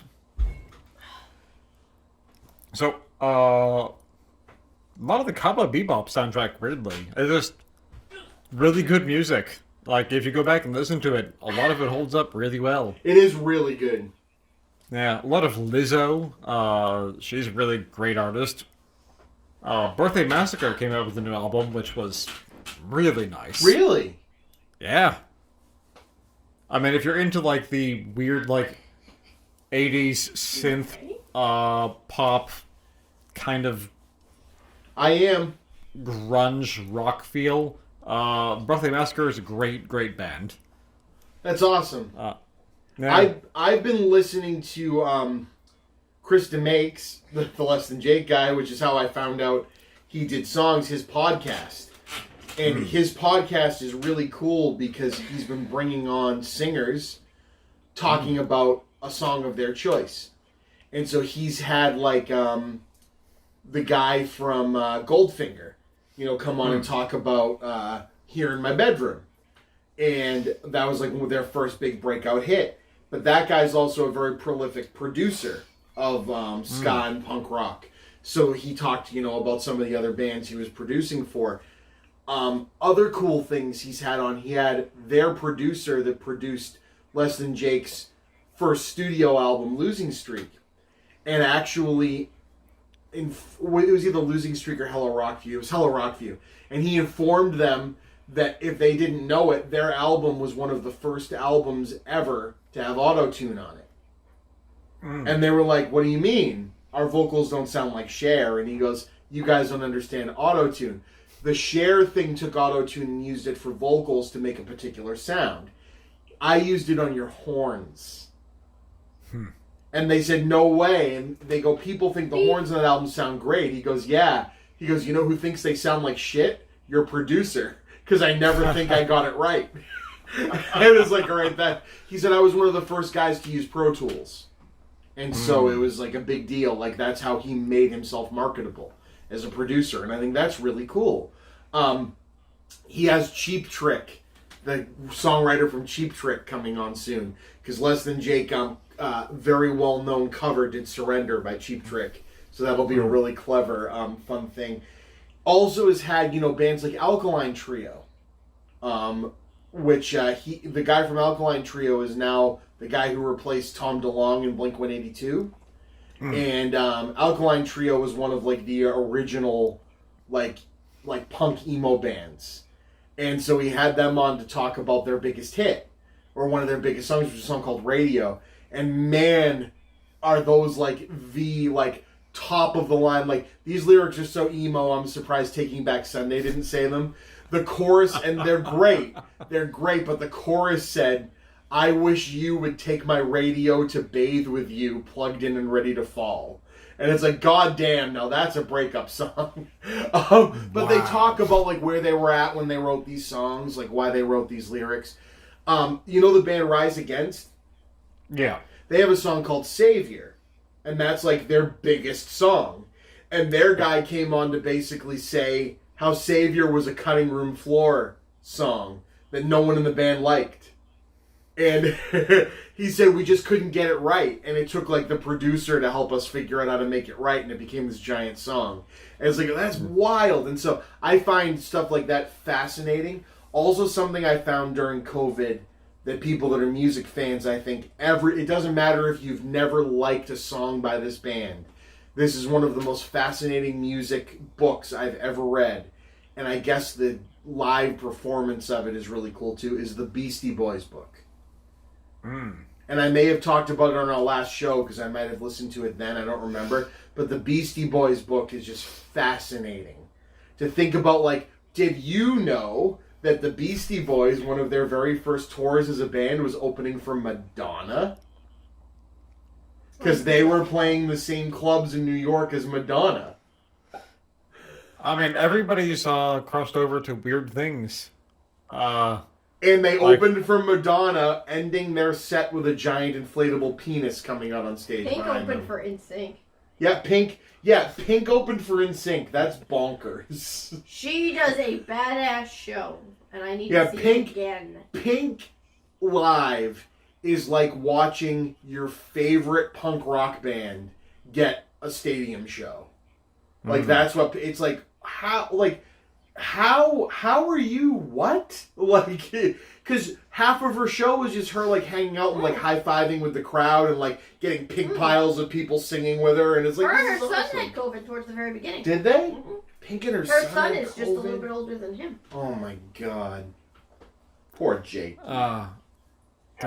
What else? I still haven't seen Pink live, and I need to. You need to. Pink... I need to see her again because on the train ride back home from her concert, I found out one of my close friends died the day before, and I just completely erased. Like, it was the best concert, and then it really was. That was like the best night, and then we found that out. And it's just like, are you kidding me? I'm like, but I need to see her again, and no one can die this time. Yeah, that would be nice. Yeah, still one of the best shows. Oddly, also one of the best shows I've ever seen. Celine Dion. Oh my god, I forgot about Celine.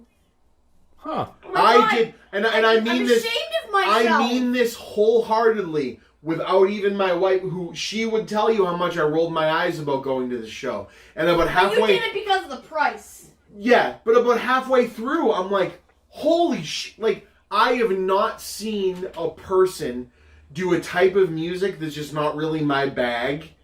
Put on a. She was feisty. She was punchy. She joked with the crowd. She was super over the top and energetic. And I'm like, holy shit, she is selling this.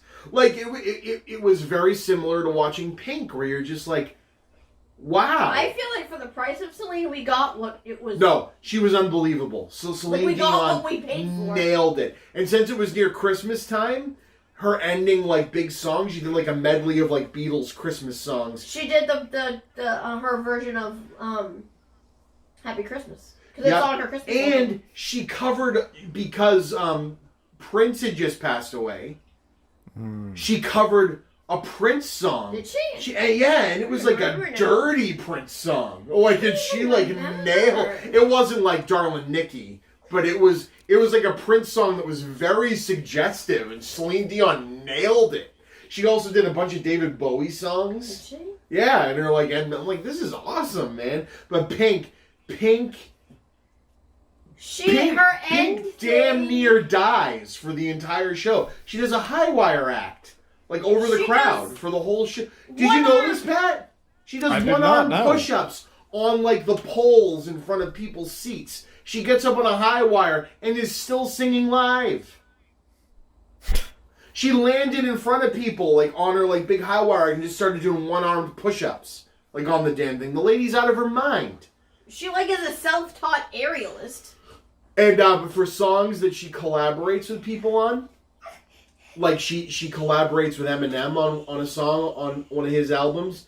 So they bring in an inflatable Eminem on the stage, is 30 feet tall, and she flies up in the air and Dragon Ball Z fights it during the song. That sounds hilarious. It was amazing. It was spectacle. It was pure spectacle, and I loved it. And then in the middle, she goes, yeah, my fans probably aren't into this. She did 3 or 4 Nirvana songs, in the middle. Brought a band out and just did Nirvana songs. What is going on? Same thing with Idina Menzel, who will go, I'm so annoyed by Let It Go that I'm just going to jump into Give It Away by the Red Hot Chili Peppers and Creep one time in the middle of this song. I mean, the poor woman, she's going to do... I mean, that's going to piss off all the mothers and little girls that brought their daughters remember, she did the song twice. She did the song the way the people wanted it and then said, now I'm going to have fun with it. And I thought that was really cool. Yeah, she brings kids up, but that poor woman, you can tell that she's just done with Let It Go. So, Pat, what's gonna get you back out to a show?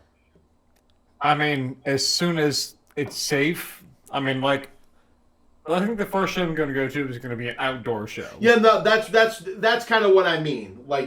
I don't mean what's going to make you be unsafe. I mean, well, I know, Sarah B. Pour us some more. That triple IPA is delicious. I'm over here with my Nordic. Can I have some more triple IPA? Because that was really fucking good. Good choice on this. That's a cool tattoo. It is a cool tattoo. Defender of the universe. Not He-Man. No, He-Man is the master of the universe. Get it right. Yeah, but I'm actually... She-Ra, okay? Women, tits, She-Ra. Or a young teenage girl, no less tits. Well, there's a whole arc about self-discovery and whole arc about overcoming self-discovery, overcoming parental abuse. Let's not go back. Oh no! Oh, you splooged splodged it all over the floor. I am covered in the goo. I'm so sorry I got that happy. I'm so sorry. Are those sad tissues or happy tissues?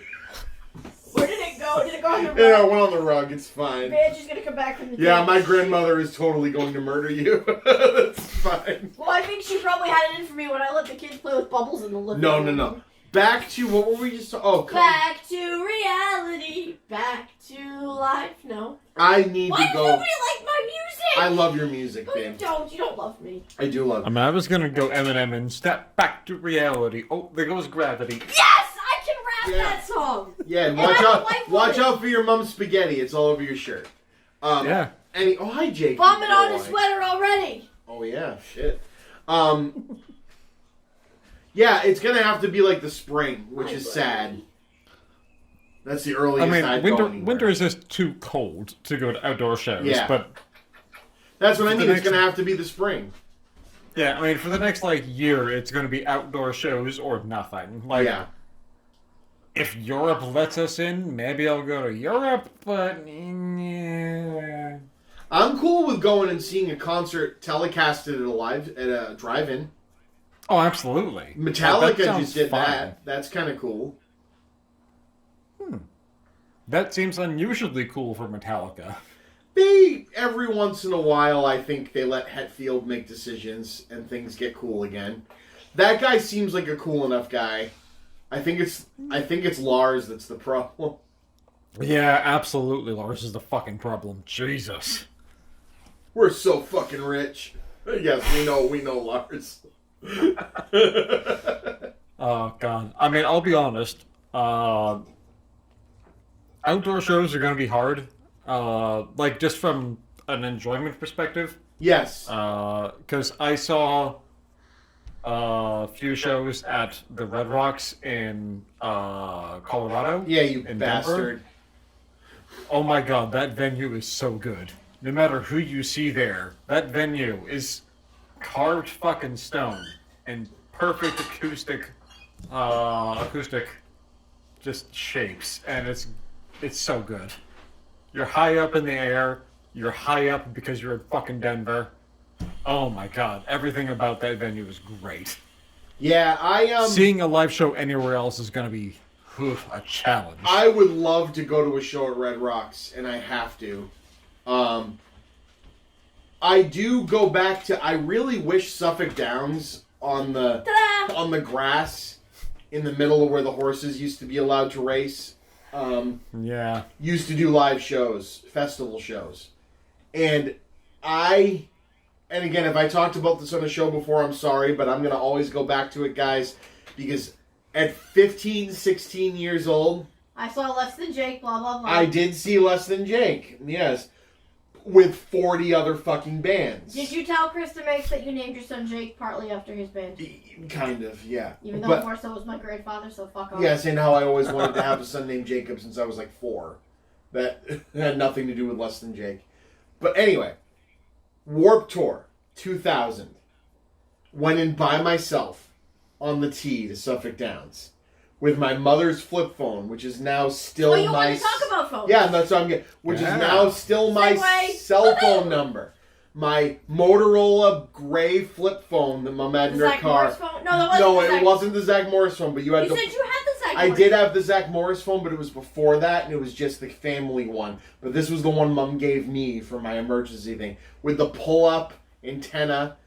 And then so I'm there with this in my pocket in my first mosh pit ever, which then became my first 30 mosh pits ever. You had the flip phone in your pocket? In my pocket. What else was I supposed to put it? I went in on the train. Oh. You know what I mean? Yes. So Fuck. let's just say, for people listening, bands that were at this show, we'll start with ones that people know really well. The Mighty Mighty Boss Tones closed out this show. Less Than Jake played this show. Green Day played this show. Sorry. Eminem played this show. I didn't know he was there. We You didn't saw see... him live? No, I didn't see him. But he you was were at there. That show. He was at the Suffolk So Downs where the show. fuck Warped were Tour. you? There were 15 different stages. We didn't know. I want to see that motherfucker So do I. live before he dies. MXPX played this show. Bad Religion played this show. Rancid played this show. I want to be a band and call it Good Religion. Good Religion, yes. Sum 41 played this show. What about Sum 42? Seven Dust played this show. 8 Dust. MC Chris played this show. MC Chippa. As weird as that is. I Want Candy. Millencolin played this show. Isn't Melancholy the name of a CD? It's a band. And I thought there was also a band that had a CD called Melancholy. Melancholy and the Infinite Sadness was Smashing Pumpkins. Mm. The guy that lost his keys. Yes, Down by Law, which a lot of people don't know, but were great, played this show. The Descendants played this show. The Vandals played this show. NoFX played this show. Pennywise played this show.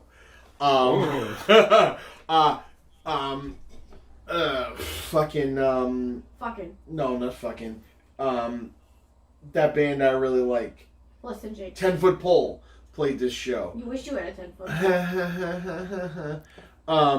But the coolest thing about this show, outside of that was like my first exposure to being somewhere, was the Mighty Mighty Boss Tones, Your because first exposure being somewhere. Were you kept in the house? a show like that on my own. Did your mother keep you locked in the basement, Chris? The Mighty Mighty Boss Tones, because of Green Day's crowd draw, Green Day was supposed to play a 45-minute My set. sister liked the Boss Tones, believe it or not. She still does, she told me.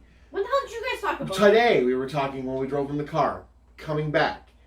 The Boss Tones got cut short. The show was supposed to end at 7. The Boss Tones didn't go until 9. So they turned the sound off, and the Boss Tones grabbed everyone and brought them up on stage and did their set a cappella. Oh. Yeah. The impression that... And then also chanted Yankees Suck until midnight. Mighty Mighty Because Boss that Tones was also in Clueless, weren't they? The Mighty Mighty Boss Tones were in Clueless. Do you know what song was in Clueless? No, it wasn't their impression. Do you know, Pat? Oh, I don't know. God, no. Do you remember them being in Clueless, though? I can hear it, I just need to hear the lyrics. There was a place, and the name of that place escapes me. That's how the song starts. Yes! Someday I suppose. That's the song, Someday I Suppose. Brittany in Murphy, Clueless. may you rest in peace. Yeah, may Brittany Murphy rest in peace. Anyway, I like music. Music is good. I want to go see... Remember your little, like, teeny tiny ass cell phone that was, like, yay big? Yes, that was the When they see my Nokia yay big. 3319, I think it was the little blue guy. You could have, like, choked on that if you The put it in your difference mouth. between the Nokia phone I had before it, which was the long, tall one, and that one, is that I think it played Snake in color. You could have put that phone in your mouth and choked on it. You could have. You could swallow that damn It phone was like a a pill. choking hazard. But yeah, so Pat, what was your first cell phone? The Motorola Razr. That was one of Sarah's, like, third I or didn't have a fourth. razor. You didn't have a razor? No, No, you had the katana. Yes. Yeah. I love it. I had to, like, screw people to get that.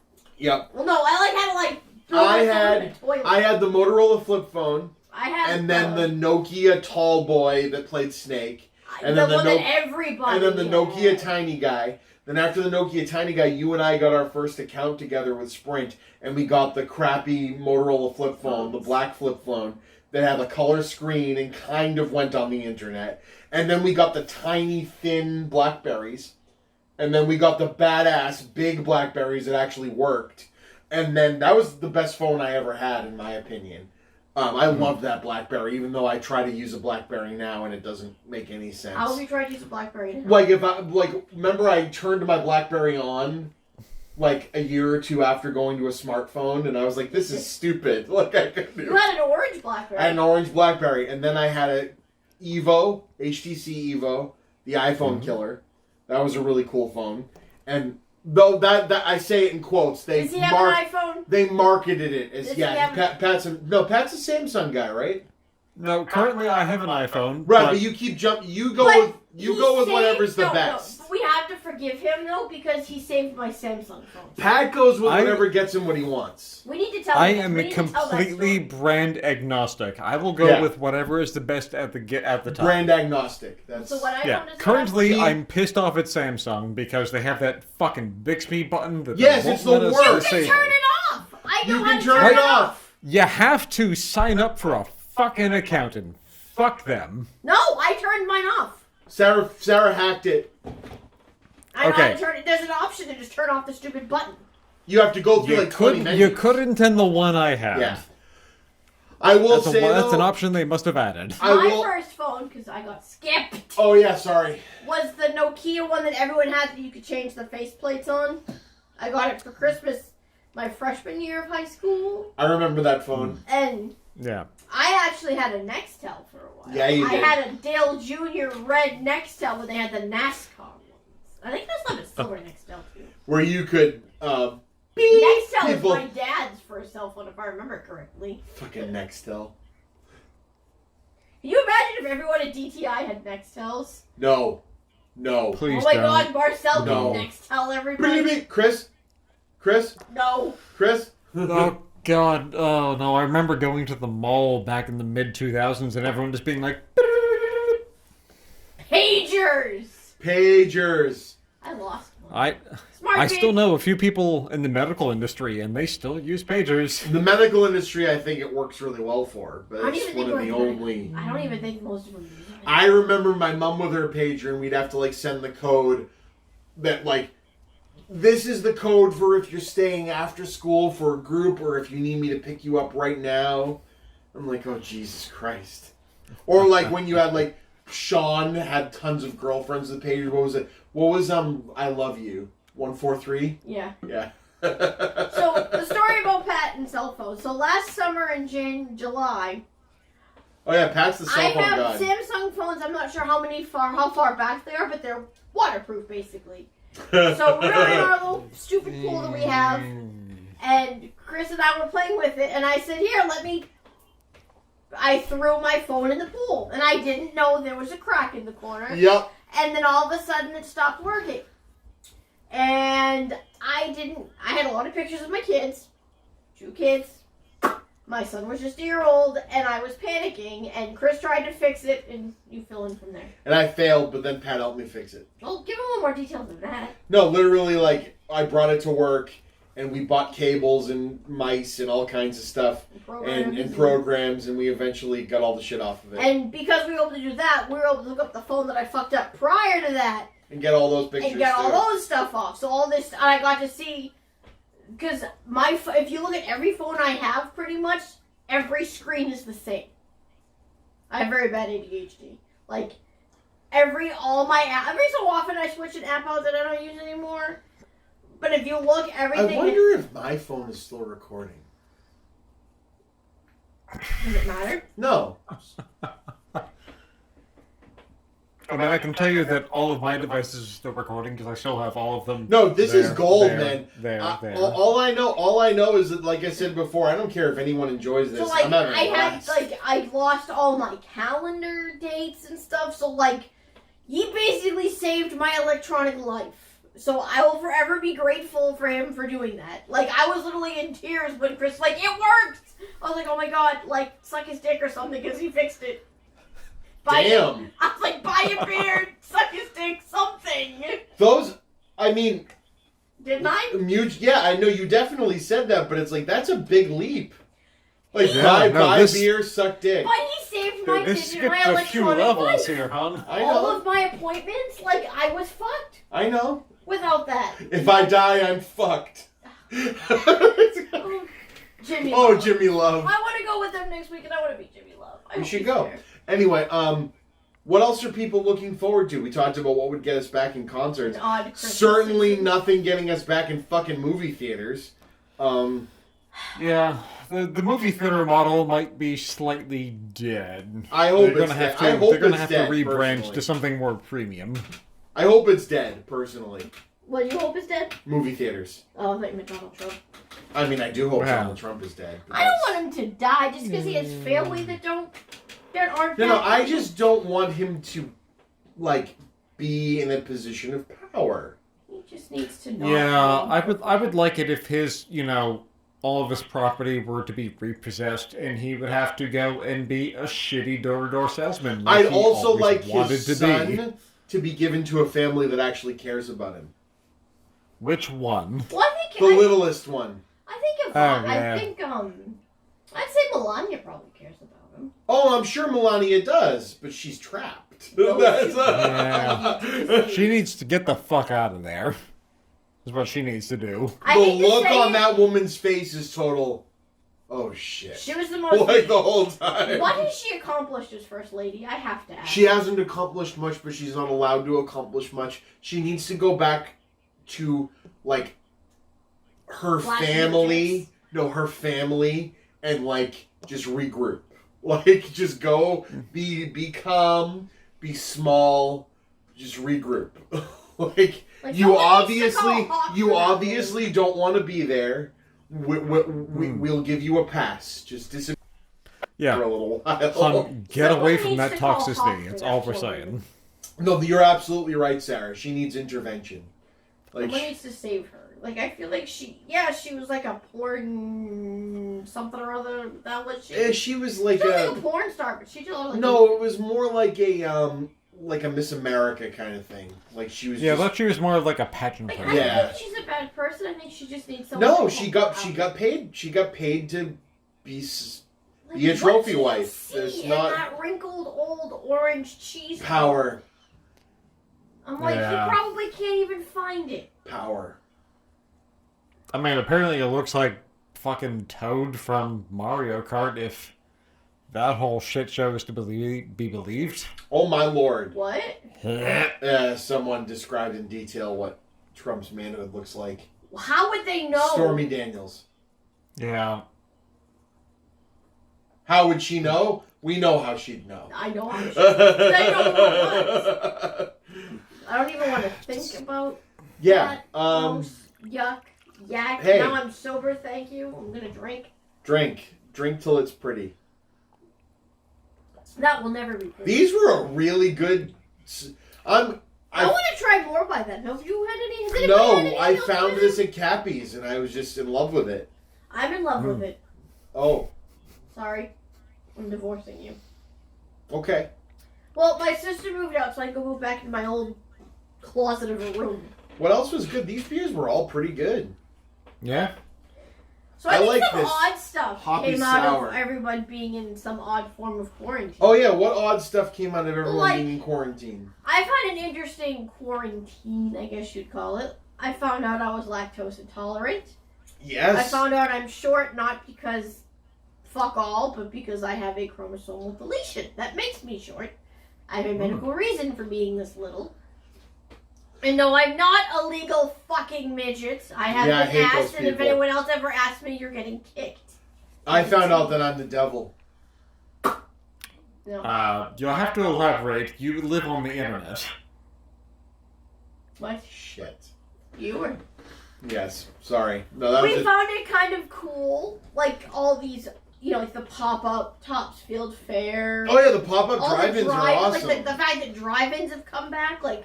My dad actually works maintenance for the Topsfield Fairgrounds, so we learned about this stuff before. I knew about can't the say drive-in anything before about anyone else did. Well, the Topsfield Fair isn't happening, so hopefully the drive-in continues. So it seems like the drive-in might actually continue further in, and yeah, that's one of the harder things. And I actually did kind of cry was when they said Topsfield Fair wasn't happening, because it's the first time in 40 years. It's the first time I've ever gone a year without going to the Topsfield Fair. And I'm pretty sure I've probably gone since I was a baby thereabouts. But it's like the pop-up like outdoor restaurant eating is kind of cool. Yeah. Like, see that kind of stuff happening and like the way people try to be clever and safe. I don't want to say like the banding together, but it almost kind of had that same feel like right after 9/11. No, you're right. Like it almost people, that same kind of like people that are trying to be safe. The people that were in it, kind of thing. And you know what? As stressful as it was almost kind of fun to be like, hey, it was like a never-ending snow day where everything was closed. And you know what? Use the sounding board we have to just say, hey, quarantine has allowed us to be fucking activists, man. And actually be able to get out there and stand up for shit and protest and hopefully end this fucking shit show. So hopefully, 2 months from now, basically, things are looking a lot better. Yeah, but it's 2020, so who the fuck knows? Yes. That's the problem. Barbara Walters has not come on and done that, and this is 2020. She needs to do that and fix this mess. It's all Barbara Walters' fault. That being said, going back to protests for a second. Yes. And I mean it. Go ahead. Yeah, no, y'all out there protesting. Black Lives Matter. Good on ya. Keep fucking doing it. I actually wanted to start keep the this momentum by saying going. that, but yes, good on all of you. Yes. Yeah. And no matter how much you're met with aggression and depression, which causes you to be violent, that's the aggression and oppression that's causing that. You are not doing that. It happens. Fight for your fucking lives. Seriously. Like, Yeah. For be... those people around here, it's a little privileged. We don't. It is privileged. We have systematic racism, which is still a fucking problem, but we don't have people getting gunned down every goddamn where. And that people outside of the Northeast, like, y'all taking lives into your hands, you're fucking heroes. I will tell you, I grew up in Beverly, which was basically white boys. Pretty privileged. Central. Pretty privileged.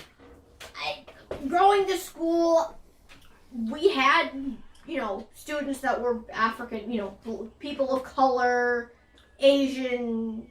I'm sure they were Indian. My elementary school? Mostly white.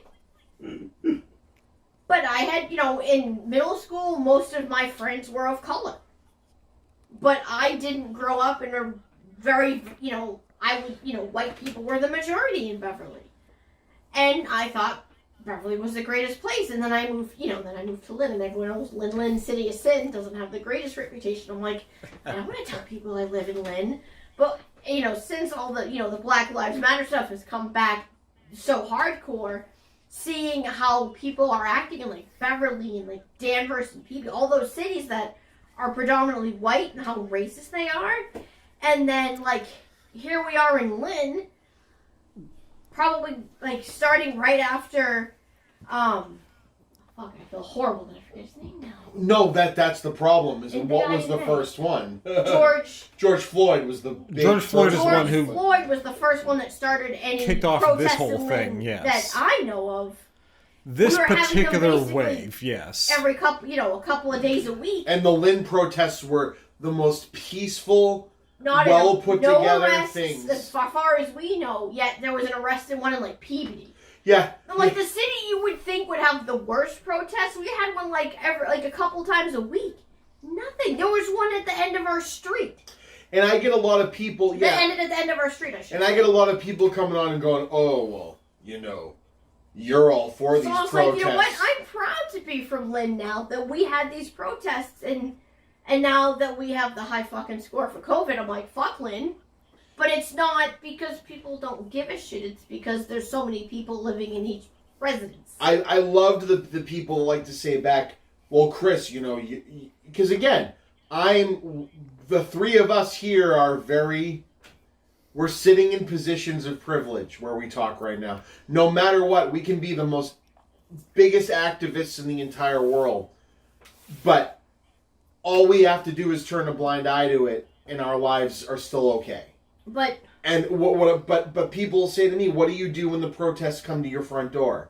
And I said first and foremost, one came to the square outside my house. I wasn't afraid of it. Number one. Number two, I'd gladly join it, because despite what you might think, I don't believe that they're coming for me and my family, which is what you're trying to tell me and all this shit. They go, well, what if they're burning, a business, downtown from you in your house? I go, okay, well, one, I've seen Target, the guy who runs Target, after all of those Targets were burnt down, that basically said, yeah, I stand with these protesters. That's incredible. You know why? One, did they kill any Target employees? Do you know what I mean? These are the things. He has material possessions. That's what insurance is for. These people are angry. I have zero basis to be able to understand what they're feeling and to tell them how they can feel. If you are in a position where you feel fight or flight, there's nothing I can do right now, if you are protesting police officers killing unarmed, innocent people, and then you are met with getting shot at as an unarmed, innocent person, is your reaction going to be, I'm sorry, police officer, you're here to protect me, I'll just go home? Or is it going to be, shit, I'm about to die, I better fucking fight back? Which one is it going to be? And that's what people don't understand. They immediately go, and again, do I think there's some middle ground that if peaceful protesting is met with listening ears and not aggression that we could get to? Absolutely. Are we there? No. Because peaceful protesting is met with aggression. And when it's met with aggression, all that does is make the people who are being oppressed think that all they're going to do is continue being hurt and oppressed. And all it makes the people that support the police think is that these are just a bunch of savages that want to go against the police. So we're just stuck in a perpetual freaking mess. Might I introduce everyone to the concept of police abolitionism, where we replace the concept of the police fixing every goddamn fucking problem with specialized institutions designed to protect people for each individual goddamn thing that could go wrong. Like maybe drug specialists deal with drug problems instead of the police showing up with their fucking guns. We had a situation in Lynn. I don't remember the exact details, but it was like there was some situation in Lynn that the police called in. The right person. I think it was like a mental health. I forget what it is now, and they were able to talk the person. And like I started getting into an argument with someone on Facebook about what defend the police means. And I'm like, it means in a situation where there isn't really a crime. I'm like, let's take someone that's about to jump off a bridge. Cop shows up, someone's jumping off a bridge. They're not a harm to anyone but themselves. They're going to call in someone that specializes in mental health. Cop will still stay there. Mental health person takes over. Situation handled. They show up to something like, because our daughter has autism, an autistic person. Cops aren't trained to deal with autistic people. Cops cannot be trained to deal with every fucking problem that people have. They can call someone in that's trained to deal with the person that has autism. Because that person, like I said, this person, I said, a lot of times, without meaning to, just someone knowing the police are there is going to escalate a situation that if the police didn't show up, but the right people did, it wouldn't escalate. That's going to keep police officers safe. I have a family member, and I'm not going to say their name, because I don't want to make them uncomfortable, but they're a family member who primarily has voted Republican in the past. And they still believe themselves as a Republican. And I do not think these issues have anything to do with political party. And that's why I think the thing he said was very important. He was watching the George Floyd stuff, and we were talking about it. And he said, what the hell? Like, we've told our children, we've raised our children to believe that police are there to protect them. And they are there we've told them, and school has told them, this is a person who is supposed to make sure your life is safe. And that they're not going to put you in harm's way. And all this is showing me is that was wrong. And that doesn't mean that every police officer is an asshole. That's the thing that I think people jump to a conclusion and go, but what about my brother? And I go, does your brother speak out against this stuff? They go, well, yeah, actually they do. They fight the unions. Cool. Your brother is one of the good ones. Great. But if they stand there and go, sorry, it's a gentleman's club and we have to support each other, that's complicity. That's terrible. You know what I mean? People don't understand. You know what I mean? They don't understand the harm they're doing. And that's the reality. Like, to me, I have a lot of people telling me, well, then if you don't think police should use force, then what about this white guy that went and shot up this mosque, that a person in the mosque had a gun and killed him? I go, great, that guy deserved to die. And they go, okay, well then why are you okay with that, but not okay with a police officer shooting a guy in the back 7 times because he was aggressive and resisting arrest? And I go, okay, well, tell me this. Was he resisting arrest with a weapon? Oh, they found a knife in his car. He wasn't even resisting arrest. No. But I said, was he using that knife on the police? I go, well, any resistance, they're trained to shoot. So then we get into other conversations, and I go, one, I think that's wrong, and maybe they shouldn't be trained to shoot. But let's say for a minute that the police are trained to shoot when they're resisted. How come I can show you these 25 white guys that were armed and walked into places that got brought into custody okay? Well, their job is to bring you into custody. And I go, okay, if their job is to bring you into custody, then you're a hypocrite because you said their job was to shoot. Which one is it? How about this white guy that showed up to this rally and shot two protesters and was greeted by police with, "Oh, hey, is anyone hurt? Cool. Keep walking." Yeah, that one blows my mind. And again, I have a friend who is 100% a left-leaning activist. He's an ex-Marine, but on this, and he was collecting data and saying, "Okay, let's think about this former. Sorry, let's think about this for a minute. So let's leave out the data for a minute that we know that this kid was illegally carrying a firearm because he wasn't the right age to be there with one. Let's assume for a minute that he was acting in self-defense. Let's just assume, because that's what everybody is saying. So let's look at the data. Either way, if he didn't have a gun on him, then the self-defense would have been to defend himself by fighting back with what the people fighting him were fighting with, which was with their fists. If he didn't have the gun, bro wouldn't have been attacked in the first place. And this is the thing I always say about police officers. If police He didn't just have a gun. He had if an assault police didn't weapon. immediately, because again, people will go, well, if they don't have their guns, then other people could have guns, and then the poor police officer could die. And I say, no. I'm not telling you that I think a police officer shouldn't have a gun on them, even though in certain situations I think maybe they shouldn't. But I'm not saying that they should. I think that, to be fair, maybe they shouldn't be there in certain circumstances but where they shouldn't have a fucking gun. If I get pulled over as a white gentleman and the police officer walks up to my car, they don't have their fucking hand on their gun. That's just it. I have been pulled over. I have seen police approach my car. I have seen these videos of people in routine traffic stops where the police officer has their hand on their hip ready. Now, does that mean that the police officer is or is not actually fearing their life? I believe that the guy probably is actually fearing his life. Why is he fearing his life? Because systematically he's been told this is a person I should be afraid of. That's the goddamn problem, and that's why they shouldn't be armed. Preach!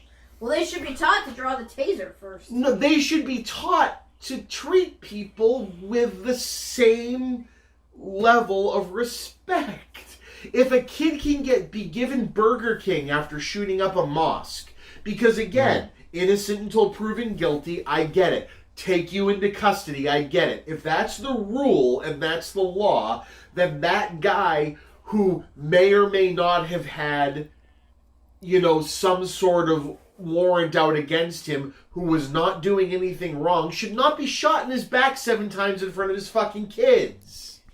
Yeah, if I can be going 30 miles an hour over the fucking speed limit, be pulled over, and have someone go, "You know what, I'm gonna give you the minimum," instead of being shot in the back multiple fucking times while the SO is in the goddamn fucking car with them, what the fuck? And this is the thing I've gotten into many arguments, strangely, sometimes with black people who are, and again, that's when I go, shit, am I actually saying something wrong? And I have to go check myself, because I don't want to actually be wrong. I want to be supporting the people who I think.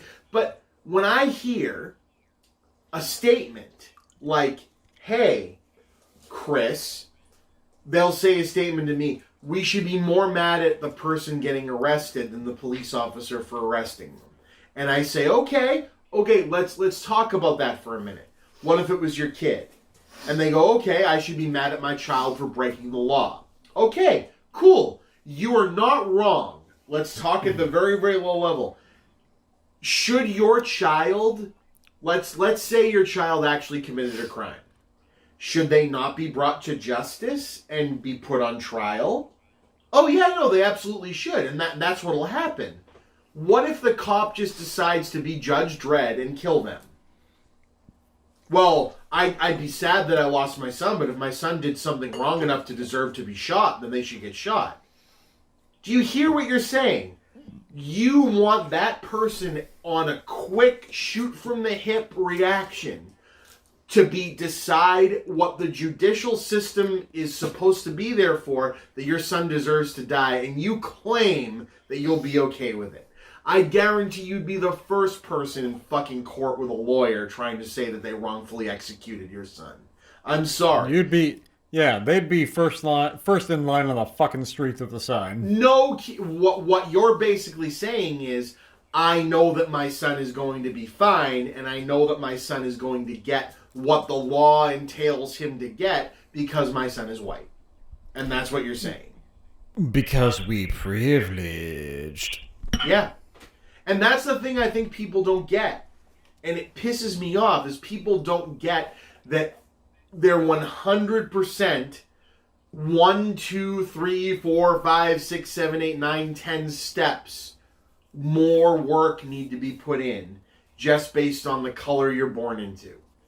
Or fuck it, I'll leave the color out of it for a second. Based on the money that you're born into. Because I will say, I bet plenty of multiracial people born into shit are judged by police officers more than a middle of the road person like me who's white. But I guarantee a rich black guy pulled over in a car is going to be judged way more than a poor white guy. And that's just how that goes. And yeah, I mean, I think even statistics back that shit up. No, but people pretend it's not there. And again, if you legitimately believe making this about race is hurting the cause, and you're actually, there's some people just out of ignorance believe that. You know what I mean? If you're not using it to be hurtful, if you actually listen to people when they tell you a counterpoint, good on you for listening. You know what I mean? Because you might just not have enough education or exposure. You might be from a town where you literally want to believe that it shouldn't matter. And it shouldn't matter. Truth be told, all lives matter should be the thing that we all carry. Unfortunately, they don't. And one thing to note is, do not be afraid to ask about something you don't fully fucking comprehend. Like, that is the first step to being educated on the subject. And I think that's a pride problem. I think that's the biggest thing with people, is they believe shit. Like, let's say for a minute, let's go fully deep down. Let's say you supported a person in the past who was found to be a white supremacist. Let's go hardcore. Let's go. Let's say you have a family member that was in the KKK. Let's say you were personal friends with David Duke. Yeah, let's say David Duke was one of the prior heads of the KKK. He's not currently, right? He's just a fucking fuckhead, but he's not currently. Yeah. Not that it matters. If you're in the KKK, you're a piece of shit. But David Duke is a former head of the former Grand Wizard, as it were, because that's what they call themselves, Sarah. They are a Grand Wizard. Anyway, let's say you were friends with David Duke. It is perfectly fine to look at someone and go, shit, I done fucked up. Like, yeah, I supported this guy, and now I understand that he was wrong. People, if you legitimately believe that you thought wrong, we're going to welcome you with open arms. That's a thing I think people don't understand. I have a friend that's a hardcore activist in this stuff, and I bounce things off of them a lot when I go, am I wrong? Because I get into it. I used to not be a very confrontational person. And I used to be who cares if my friend is a Trump supporter, because, they're my friend. It is how I used to think. And again, I do believe that still to a point. You can't just write everybody off. But if you have a legitimate conversation with them and find out, no, I voted that way because of this thing and this thing and this thing that I like, but that shit is abhorrent and I can't stand it, at least you hear them admitting that they... But when it's I believe wholeheartedly that he's Jesus and he's going to save all of us. When I hear somebody say that, and then I go, and a policeman can never do anything wrong, even if they walk into your house and shoot your freaking wife in the goddamn face. They didn't do something wrong because they're a police officer. You can be a supporter of police. And again, still, the system needs to be fixed. So I'm not going to say support police, because police is a word that doesn't mean that if you have a job as a police officer that I don't think you should still be able to be a public servant if you're a good public servant. But that entire thing is fucked and it needs to be fixed. The same way that someone might say, oh, I'm a Bernie Sanders person, so I won't vote for president. I hear people say that. Cool. You're admitting that the system needs to be fixed. Would you mind showing up and voting for the guy that might not put us all in concentration camps? That's all I'm asking for. You might not like what he stands for, but I have a strange feeling that he's going to let me still live in my house. You know what I mean? Yeah. Goodness, we sure did have a lot to get off our chest, didn't we? 2020 sure was a year. Whole lot of downs, far too many to count. But, you know, for me, there was one tiny, minuscule, incredibly important to my understanding of myself and my future. Up. I figured out that I wasn't exactly who everyone said I was. Instead, I was, well, a woman. And I'll be honest, I'm still trying to figure out what that means for me. And probably will be doing that for the rest of this wild, wacky journey that we call life.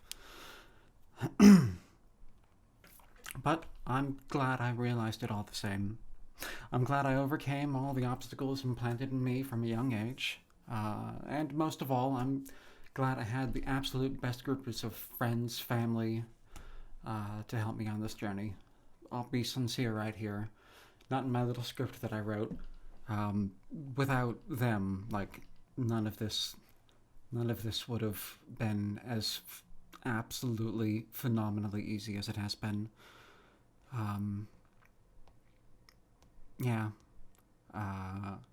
The day I'm recording this, actually, I just came back from visiting my dad and grandparents for the first time since I've come out, and there's a tiny bit of awkwardness. I mean, they've known me for literally my entire life, so they got things wrong now and then, but I mean, they still love me. They're trying, and honestly, I am so forever grateful for that. Yeah. And I know that I am very much lucky in that regard. Not everyone has a support structure like that in place that can help them down this journey. But for you, if you are someone who may not have quite as robust a support structure in place, there is still help for you. Trans Lifeline is one of the biggest names in the US and Canada. They are an organization that provides a hotline for trans and questioning folks in need of assistance, whether you're in crisis or not, so don't feel like you need to wait until you're about to die to actually call them. Like, if you have some questions, if you want to talk to someone, like, they're there. And from what I know, they are great.